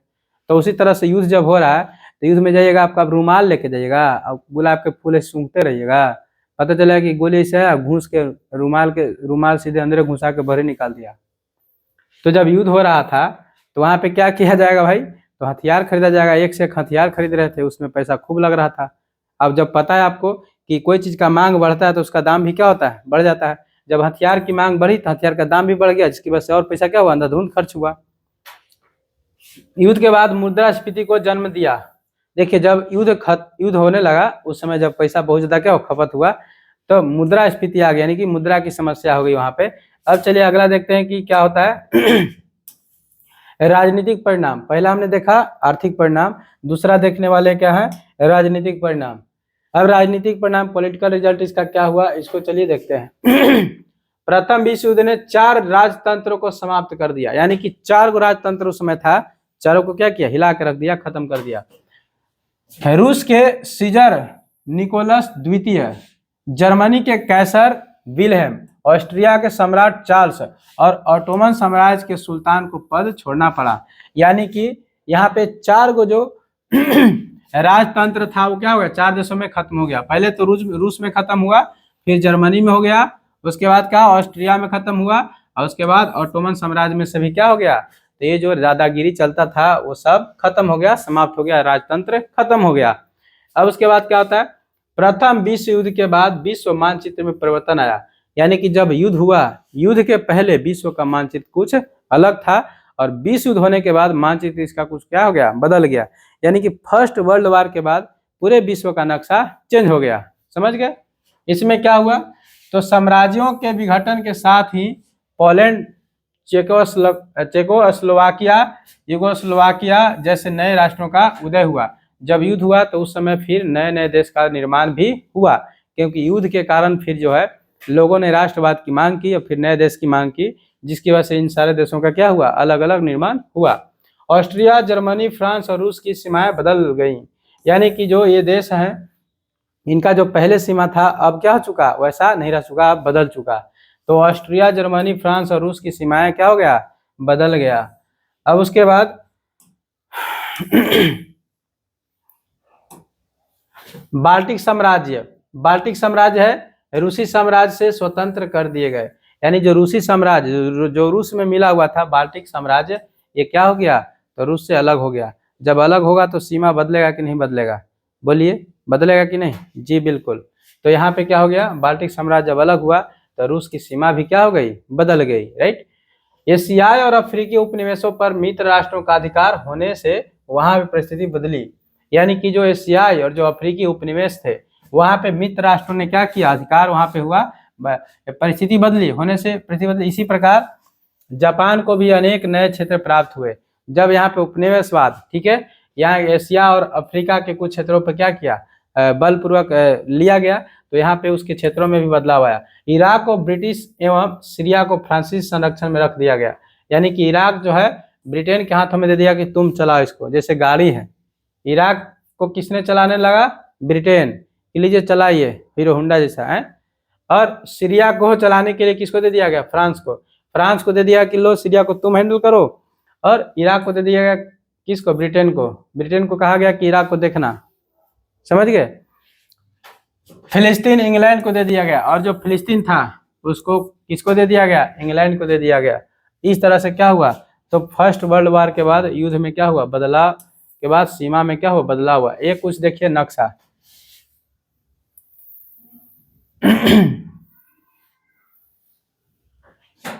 ये देखिए जो फर्स्ट वर्ल्ड वार हुआ उसके बाद जो है विश्व का नक्शा कुछ ऐसा हो गया। ये आपका यहाँ पे इटली रह गया, देख लीजिए, ये हो गया जर्मनी, ये जो आपका ऑस्ट्रिया हंगरी था, ठीक है, ये भी अलग अलग नक्शा है। देखो फ्रांस यहाँ, आपका ब्रिटेन यहाँ पे दिख रहा है ये। तो यहाँ पर कुछ क्या हुआ, युद्ध के बाद इस तरह से नक्शा चेंज हो गए। रूस जो था, ये देखो यूएसएसआर, जिसको सैनिक यूएसएसआर यानी कि जिसको रूस कहते हैं। अब रूस का भी नक्शा क्या हो गया, चेंज हो गया। पहले कुछ और था, ये रोमानिया है, अब कुछ और हो गया। ये बुल्गारिया है, युगोस्लाविया है। तो ये सब के सब क्या हो गए, नक्शा के रूप में सारे बदल गए।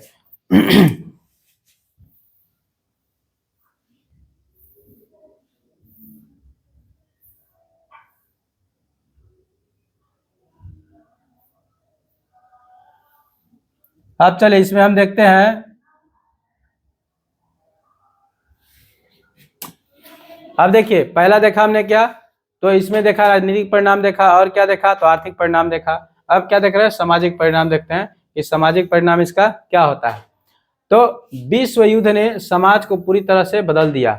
जब प्रथम विश्व युद्ध हुआ तो समाज को इसने क्या किया, बदल के रख दिया। और क्या क्या हुआ इसमें, तो जन्म दर में गिरावट आई, क्योंकि लाखों युवा मारे गए, 8 मिलियन लोग मारे गए। यानी फर्स्ट वर्ल्ड वार में 8 मिलियन लोग क्या हुए, मारे गए। 8 मिलियन का मतलब समझते हैं, तो 8 मिलियन में क्या हो गया, 80 लाख हो जाता है। 1 मिलियन इसको टू क्या होता है, 10 लाख होता है, ठीक है, 10 लाख होता है। तो 8 मिलियन में क्या हो गया, 80 लाख, यानी कि 80 लाख लोग क्या हो गए, इसमें मारे गए। लाखों घायल हो गए तथा कई अन्य विधवा और अनाथ हो गए। नागरिकों ने अपनी जमीन खो दी और अन्य देशों की ओर प्रवास किया। यानी कि सामाजिक परिणाम, हमारे समाज में क्या बदलाव हुआ प्रथम विश्व युद्ध के बाद। तो प्रथम विश्व युद्ध जब हुआ तो उसके बाद आपको पता है कि उस युद्ध हुआ है तो लोग तो मारे जाएंगे। तो 80 लाख लोग उसमें मारे गए, सोचिए 80 लाख लोग मारे गए। और जो मारे गए कुछ शादीशुदा थे, कुछ कुमार थे। जो शादीशुदा थे उनकी बीवी क्या हो गई, तो उनकी बीवी विधवा हो गई, ठीक है। जिनका बेटा था वो क्या हो गया, बिना बेटा के रह गए। तो बहुत सारे, और जो यहाँ पे लोग थे, एक देश से दूसरा देश में भागना पड़ा। तो ये प्रथम विश्व युद्ध के बाद जो है सामाजिक परिणाम देखने को मिलता है। यानी कि घर द्वार भी क्या हुआ, तबाह हो गया। यही कहा जाता है कि युद्ध से जो है तबाही आती है, कोई कुछ मिलने वाला नहीं है। महिलाओं की भूमिका में भी परिवर्तन आ गया। उन्होंने कारखानों और दफ्तरों में पुरुषों का स्थान ले लिया। जब युद्ध हुआ तो बहुत सारे यूरोप के लोग मारे गए। कहा जाता है कि उस समय जब इतने लोग मारे गए थे, इतने लोग, कि वहां पे पुरुषों की क्या हो गई, कमी हो गई। तो जब उनका घर द्वार चलाने के लिए कोई नहीं रहा तो महिलाएं बाहर निकली, और बाहर निकल के कहाँ निकल काम करने लगी, तो कारखाना में, कंपनियों में काम करने लगी। समझ गए, ये भी इसका एक सामाजिक परिणाम आया। उन्होंने कारखानों और कार्यालयों में पुरुषों की जगह लेने में एक प्रमुख भूमिका निभाई। कई देशों ने युद्ध समाप्त होने के बाद महिलाओं को अधिक अधिकार दिए, जिसमें वोट देने का अधिकार भी शामिल था। यानी जब युद्ध हुआ तो इसमें एक बड़ा बदलाव आया। जब युद्ध हुआ उसके बाद महिलाओं को बहुत से देशों में वोट देने का अधिकार नहीं था। जब युद्ध हुआ इसके बाद क्या हुआ, तो महिलाओं को वोट देने का अधिकार प्राप्त हुआ, कुछ देशों ने दे दिया। और कारखाने में जो क्या थे, पुरुष वहां पे मेन हेड रहते थे, वहां पे महिलाओं ने क्या किया, भाग लिया। हेड के रूप में महिलाओं ने काम करना शुरू कर दिया। उच्च वर्गों ने समाज में अपनी अग्रणी भूमिका खो दी। यानी जो उच्च वर्ग के लोग थे, जो अपने आप को ऊंच कहते थे और दूसरों को निम्न कहते थे, तो वो अपनी क्या किए, तो वो जो अपना उनका भूमिका था वो भी क्या हो गया, समाप्त हो गया। उसके बाद युवा, मध्यम और निम्न वर्ग के पुरुषों तथा महिलाओं ने युद्ध के बाद अपने देश के पुनर्गठन की मांग की। यानी कि उस देश के जितने भी लोग थे, गरीब थे, मध्यम वर्ग थे, यानी कह सकते हैं युवा, नौजवान लोग, मध्यम वर्गीय और निम्न वर्ग, ये सब क्या किए, तो महिलाएं सब मिल करके युद्ध के बाद अपने देश के पुनर्गठन, यानी कि कहने लगे कि हमारे देश को पुनः क्या किया जाए, शक्तिशाली बनाया जाए, उसको सुधारा जाए। समझ गए। यहाँ पे आप देखिएगा उच्च वर्ग का नाम नहीं आता है। उच्च वर्ग ऐसा नहीं कर रहे थे, वो तो सिर्फ मलाई खाने में लगे रहते हैं। वर्सेल्स या वर्साय, वर्सेल्स या वर्साय की संधि, जिसको हम कहते हैं treaty of Versailles, treaty of Versailles, यानी कि वर्साइल की संधि जो है, वर्साय की संधि क्या है नहीं है, इसको चलो समझते हैं कि इसमें क्या क्या किया गया। अब देखिए वर्साय की संधि में क्या होता है। यह संधि अलग अलग खंडों में विभाजित थी। यानी कि ये जो वर्साय की संधि है अलग अलग भागों में विभाजित था, जिनके अंदर कई धारणाएं थी। यानी कि इनका मानना था, बहुत सारे इसमें कारण थे। पहला था प्रादेशिक खंड, यानी कि वर्साय की संधि में प्रादेशिक खंड पहला पॉइंट आता है। इसमें क्या होता है, फ्रांस ने अल्सास और लोरेन को वापस पा लिया।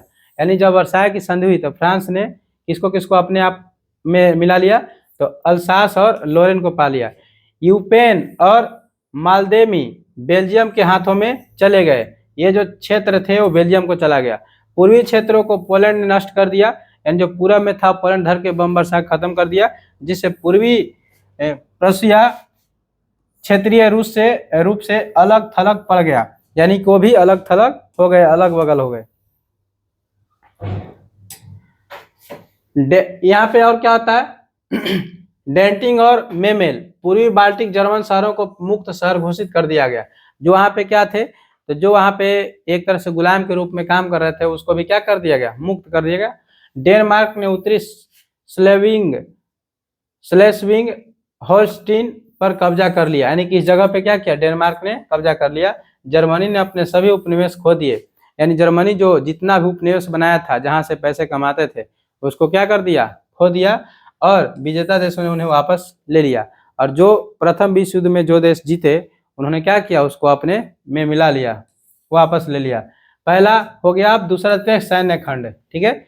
जर्मन नौसेना पर कठोर प्रतिबंध, यानी जर्मनी की जो नौसेना थी, ठीक है, उस पर बहुत ज्यादा क्या लग गया, प्रतिबंध लग गया, यानी बैन लगा दिया गया। दूसरी, सेना की संख्या में नाटकीय कमी, यानी सेना की जो संख्या थी उसमें भारी गिरावट आई। कह रहा है कि सैकड़ा हजार, दर्जन लाख, 1 लाख सैनिकों की अनुमति तथा टैंक, विमान और भारी तोपखाने रखना निषेध किया गया। यानी जो जर्मनी था ससुरा, उसको कह दिया गया कि तू ज्यादा सैनिक नहीं रह सकता है, ज्यादा तोप इसे बना नहीं सकता है। ये सब उस पर क्या लगा, प्रतिबंध लगा। यानी कि उसको कहा गया कि ये सब तुम नहीं कर सकते हो, न तो समझ लो क्या होगा। राइनलैंड क्षेत्र का विसैनिकरण, यहाँ पे सैनिक का निर्माण किया। सुधार देखिए, युद्ध सुधार। अब युद्ध सुधार जो है इसमें क्या होता है, तो युद्ध सुधार क्या है इसको चलिए देखते हैं। अब ज्यादा नहीं, थोड़ा सा इसके बच गए। इस संधि ने जर्मनी और उसके उन सहयोगियों को कुल हानि और क्षति के लिए जिम्मेवार ठहराया जो कि मित्र राष्ट्रों द्वारा पीड़ित है, और इसके परिणाम स्वरूप उन्हें युद्ध के पुनर्मूल्यांकन के लिए मजबूर किया गया था। अब जर्मनी और उसके उन सहयोगियों को कुल हानि, यानी कि प्रथम विश्व युद्ध में जितने भी क्षति हुए, जितने भी नुकसान हुआ, पैसा धन दौलत खर्च हुआ, वो कहा गया जर्मनी से कि तुम सारा भरपाई करोगे। अब देखिए, जब इसको भरपाई करने के लिए कह रहे हैं, क्या इसका पैसा खत्म नहीं हुआ था जर्मनी का, हुआ था कि नहीं हुआ था। तो जब इस पे आप लोड देंगे कि तुमको भरपाई करना होगा, तो आने वाले वक्त में फिर ये जो बदला लेने के लिए तैयार होगा कि नहीं होगा, बिल्कुल होगा। क्या कि तुम अभी सता रहे हो, आगे चलने दो, अभी मजबूत होने दो, फिर से हमला करेंगे। तो जब इस पे, यही देखो यहाँ पे ध्यान देना है, जब इस पे क्या किया, जुर्माना बांधा गया, यहीं पे द्वितीय विश्व युद्ध का क्या हो गया, बीजारोपण हो गया। यहीं पे फिर से दिमाग लगा दिया कि द्वितीय विश्व युद्ध होगा।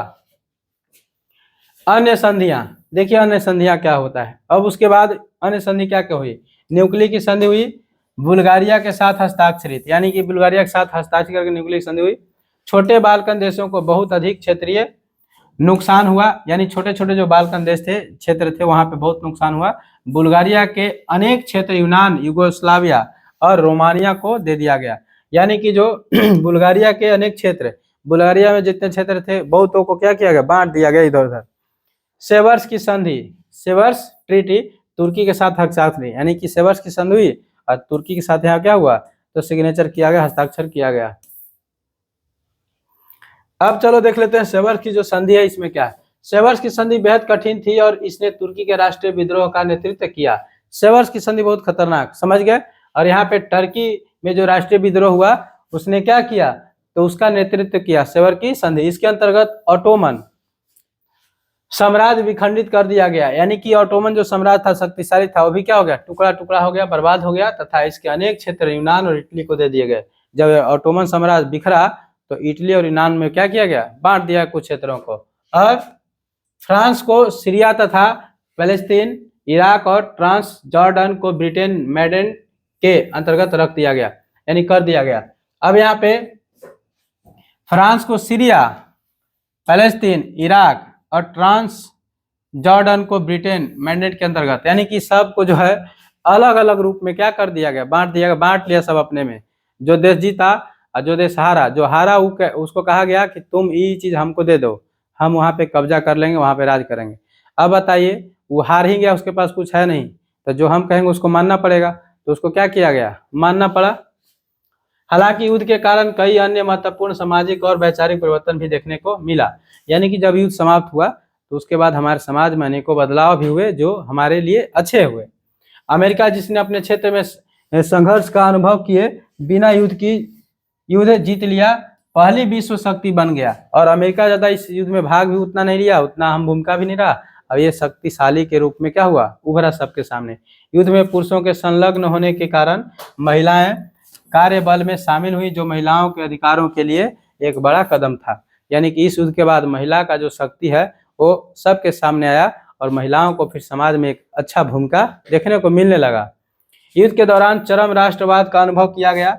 यानी कि राष्ट्रवाद क्या होता है इसी में दिखाई दिया प्रथम विश्व युद्ध में, जिसने कम्युनिस्ट क्रांति का डर पैदा किया तथा कुछ देशों के मध्य वर्ग की आबादी को चरम अधिकारों की मांग की ओर बढ़ने के लिए प्रोत्साहित किया। इसने फांसीवादी आंदोलनों के प्रति आकर्षण भी पैदा किया। यानी कि जो लोग क्या थे, नीचे वर्ग के लिए थे, अपना अधिकार की मांग नहीं कर रहे थे, उन सारे लोगों ने क्या किया, अपनी मांग को करना शुरू कर दिया, अपनी जो अधिकार है उसको मांगना शुरू कर दिया। तो ये प्रथम युद्ध के क्या थे, ये भी एक परिणाम निकला कि लोगों ने अपने अधिकार को मांगना शुरू कर दिया जो उनको अधिकार नहीं मिल रहा था। तो और महिलाओं के दयद स्थिति में भी क्या हुआ, बदलाव देखने को काफी मिला, काफी बदलाव हुआ। समझ गए। अब राष्ट्र संघ का गठन, अब जब फर्स्ट वर्ल्ड वार हुआ तो कह रहा है कि राष्ट्र संघ का गठन, इसमें देखिए क्या होता है। राष्ट्र संघ प्रथम विश्व युद्ध के बाद विकसित एक अंतर्राष्ट्रीय राजनयिक समूह था। यानी कि राष्ट्र संघ का इस युद्ध के बाद क्या हुआ, कुछ वर्षों के बाद राष्ट्र संघ का निर्माण किया गया और जिसका गठन देशों के बीच विवादों को सुलझाने के लिए किया गया। यानी कि ये जो है राष्ट्र संघ का निर्माण क्यों किया गया, तो जब दो देश लड़ रहे हैं तो उनको सुलझाने के लिए कि लड़ाई झगड़ा मत करो, मिलजुल के रहो, इसलिए क्या किया, राष्ट्र संघ का निर्माण किया गया। प्रथम विश्व युद्ध और भारत, हम देखते हैं कि प्रथम विश्व युद्ध जो भारत है, क्या दोनों के बीच रिलेशन रहा है। तो भारत के लिए प्रथम विश्व युद्ध का महत्व, यानी कि महत्व जो है इसका क्या है भारत के लिए, ठीक है, फर्स्ट वर्ल्ड वार का। तो चलिए इसको समझ लेते हैं। चूंकि इस युद्ध में ब्रिटेन भी शामिल था, इस युद्ध में ब्रिटेन भी शामिल था और उन दिनों भारत पर ब्रिटेन का शासन था, अतः इस कारण हमारे सैनिकों को इस युद्ध में शामिल होना पड़ा। यानी कि प्रथम विश्व युद्ध जब हो रहा था उस समय भारत क्या था, गुलाम था। और किसके प्रति, तो अंग्रेजों ने हमें गुलाम बना रखा था, ब्रिटेन ने, और ब्रिटेन के साथ क्या किया गया, मिलना पड़ा, वहां जाके लड़ना पड़ा, ठीक है, ब्रिटेन जो कहा उसकी बात को मानना पड़ा। इसके अतिरिक्त उस समय भारतीय राष्ट्रवाद के प्रभुत्व का दौर था। राष्ट्रवादी यह मानते थे कि युद्ध में ब्रिटेन को सहयोग देने के परिणाम स्वरूप अंग्रेजों द्वारा भारतीय निवासियों के प्रति उदारता बरती जाएगी और उन्हें अधिक संवैधानिक अधिकार प्राप्त होंगे। यानी कि वहां पे सोच रहे थे भारत के लोग, सैनिक और जनता, आम जनता, कि यदि हम ब्रिटेन की सहायता करते हैं विश्व युद्ध में तो हम जो गुलाम हैं वो हमारे गुलामी को क्या कर देंगे, खत्म कर देंगे और हमें आजाद कर देंगे। इस बात को सोच करके और ब्रिटेन को क्या किया, इन्होंने सहायता किया, भारत के लोगों ने, भारत के राष्ट्रवादी लोगों ने। लेकिन पता है कभी सांप से दोस्ती हो सकती है, नहीं, एक नंबर के खत्म चुट्टा होता है सब अंग्रेज।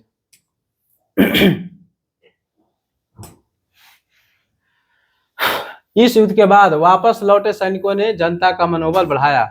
जब युद्ध लड़के आए तो कुछ सैनिक हमारे भी गए, लेकिन जो वापस आए वो जनता में क्या किए, एक हौसला भर दिए कि हम अब अपना आजादी लेकर रहेंगे। दरअसल भारत ने लोकतंत्र की प्राप्ति के वादे के तहत इस विश्व युद्ध में ब्रिटेन का समर्थन किया था, लेकिन युद्ध के तुरंत बाद अंग्रेजों ने रॉलेट एक्ट पारित कर दिया। इसके परिणाम स्वरूप भारतीयों में ब्रिटिश हुकूमत के प्रति असंतोष का भाव जगा और उनमें राष्ट्रीय चेतना का उदय हुआ, जिसके चलते जल्द ही असहयोग आंदोलन शुरू हो गया।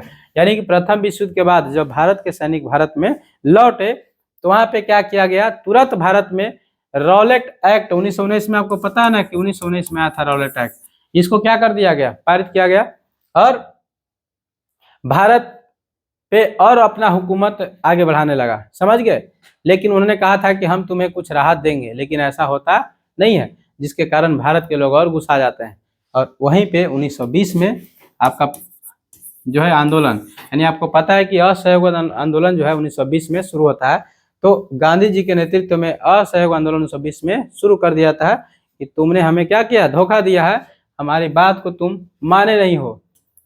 इस युद्ध के बाद यूएसएसआर के गठन के साथ ही भारत में भी साम्यवाद का प्रसार यानी सीपीआई के गठन, सीपीआई यानी कम्युनिस्ट पार्टी ऑफ इंडिया हुआ और परिणामतः स्वतंत्रता संग्राम पर समाजवादी प्रभाव देखने को मिला। जब सीपीआई का गठन हुआ तो हमारे समाज पे काफी असर पड़ा और भारत के लोग जो है राष्ट्रवादी बनने लगे और समाज को आगे बढ़ाने की कोशिश किए कि हम आपको साथ देंगे, हम आपके साथ हैं, राइट। अब चले प्रथम विश्व युद्ध में शामिल होने के कारण, यानी प्रथम विश्व युद्ध में क्यों शामिल हुआ, इस चीज को चलो समझते हैं। भारतीय सैनिकों ने युद्ध के मैदान में बहादुरी के साथ लड़कर अपने कबीले या जाति को सम्मान दिलाने के, यहाँ पे थोड़ा सा इसको इधर करने दीजिए। अब देखिए, बहादुरी के साथ लड़कर अपने कबीले या जाति को सम्मान दिलाने के कार्य को अपने कर्तव्य के रूप में देखा। यानी कि आखिर इसमें क्यों शामिल हो भारत के लोग, तो यहाँ ये भी कारण था कि लोग सोचे कि हम यदि शामिल होते हैं तो हमारे समाज का नाम होगा, हमारा नाम होगा कि हमारे समाज से एक बंदा गया जो हिला के रख दिया धर के वहां।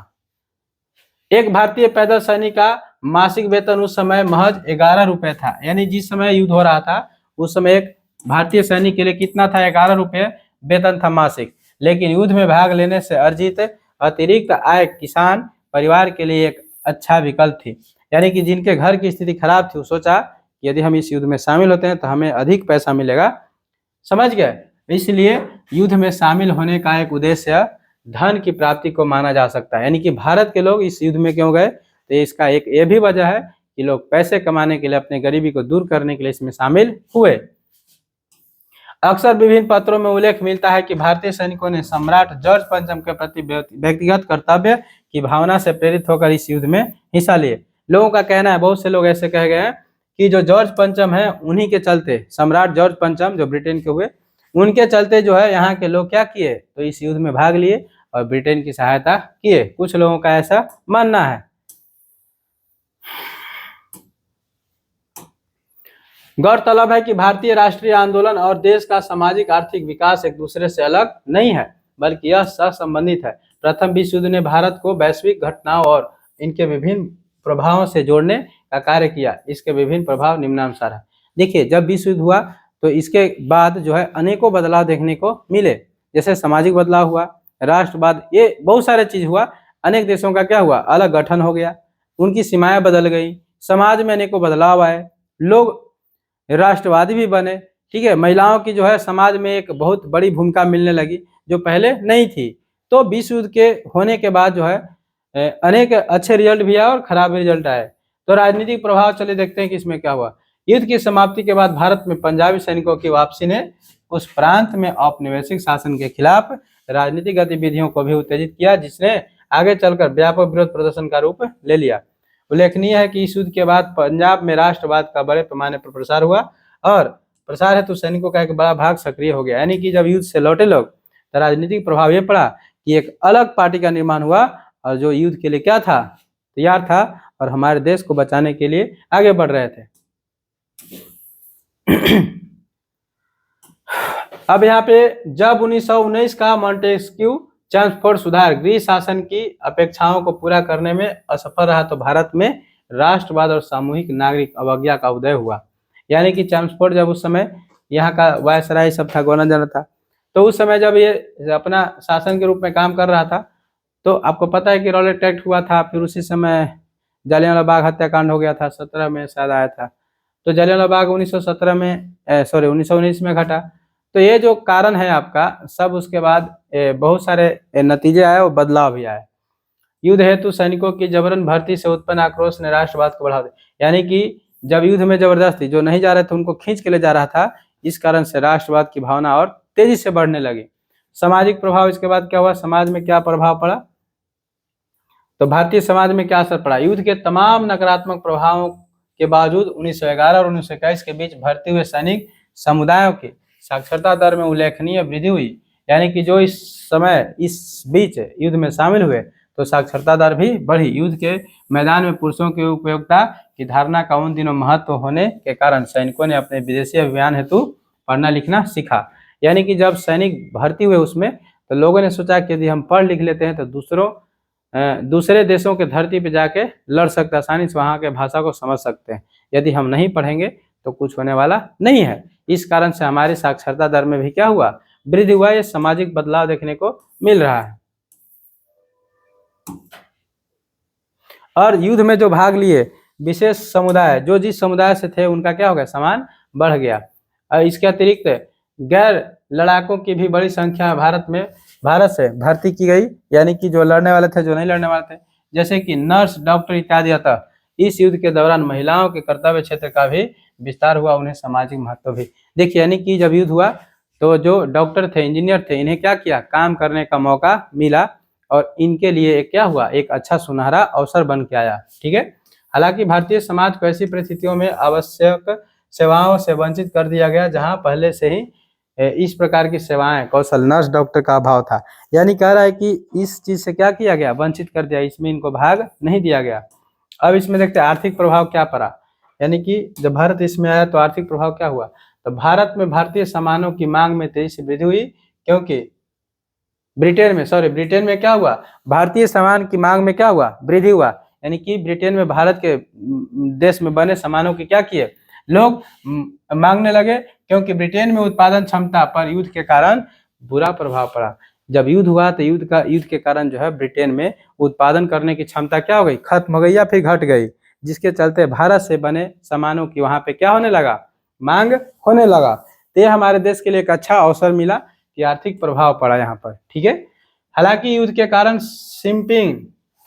शिपिंग लेन में व्यवधान उत्पन्न हुआ, लेकिन इसका यह अर्थ था कि भारतीय उद्योगों को ब्रिटेन और जर्मनी से पूर्व में आयात किए गए इनपुट की कमी की वजह से असुविधा का सामना करना पड़ा था। अतः अतिरिक्त मांग के साथ साथ आपूर्ति की बाधाएं भी मौजूद थी। यानी कि जब मांग तो बढ़ रहा था तो जल मार्ग से जाना भी क्या था, कठिन था, लड़ाइयाँ चली थी उस समय, तो भी एक समस्या यहाँ पर देखने को मिलता है। उसके बाद क्या हुआ, विश्व में क्या हुआ, मंदी आया। मंदी में बहुत सारी चीजें क्या हो गई, बर्बाद हो गई। तो ये हमने क्या किया, इससे अतः चलो हम इसकी लास्ट पॉइंट को देखते हैं। हालांकि यहाँ से देखते हैं, ब्रिटेन में ब्रिटिश निवेश को पुनः शुरू किया गया। यानी कि ब्रिटिश निवेश, वहां पे फिर से बिजनेस को शुरू किया गया, जिससे भारतीय पूंजी के लिए अवसर सृजित हुए और वहां पे भारत को भी कुछ मिला। हालांकि यह सभी युद्धों को समाप्त करने के लिए एक युद्ध के विचार के विपरीत निकला। वर्सेटाइल की संधि, यानी वर्साय की संधि के माध्यम से जर्मनी की आर्थिक बर्बादी और राजनीतिक अपमान को सुनिश्चित किया गया, जो कि द्वितीय विश्व युद्ध के रूप में परिणत हुआ। यानी कि जब इस युद्ध में क्या हुआ, आत्मसमर्पण किया, तो जर्मनी को क्या किया गया, मजबूर किया गया कि तुम जुर्माना भरोगे। इस कारण से जो है जुर्माना तो भरेगा ही, लेकिन यहीं पे ध्यान देने की बात है कि यहीं पे वर्ल्ड वार 2 का क्या हो गया, बीजारोपण हो गया। यानी द्वितीय विश्व युद्ध का बीजारोपण कहाँ हो गया, यहीं हो गया था।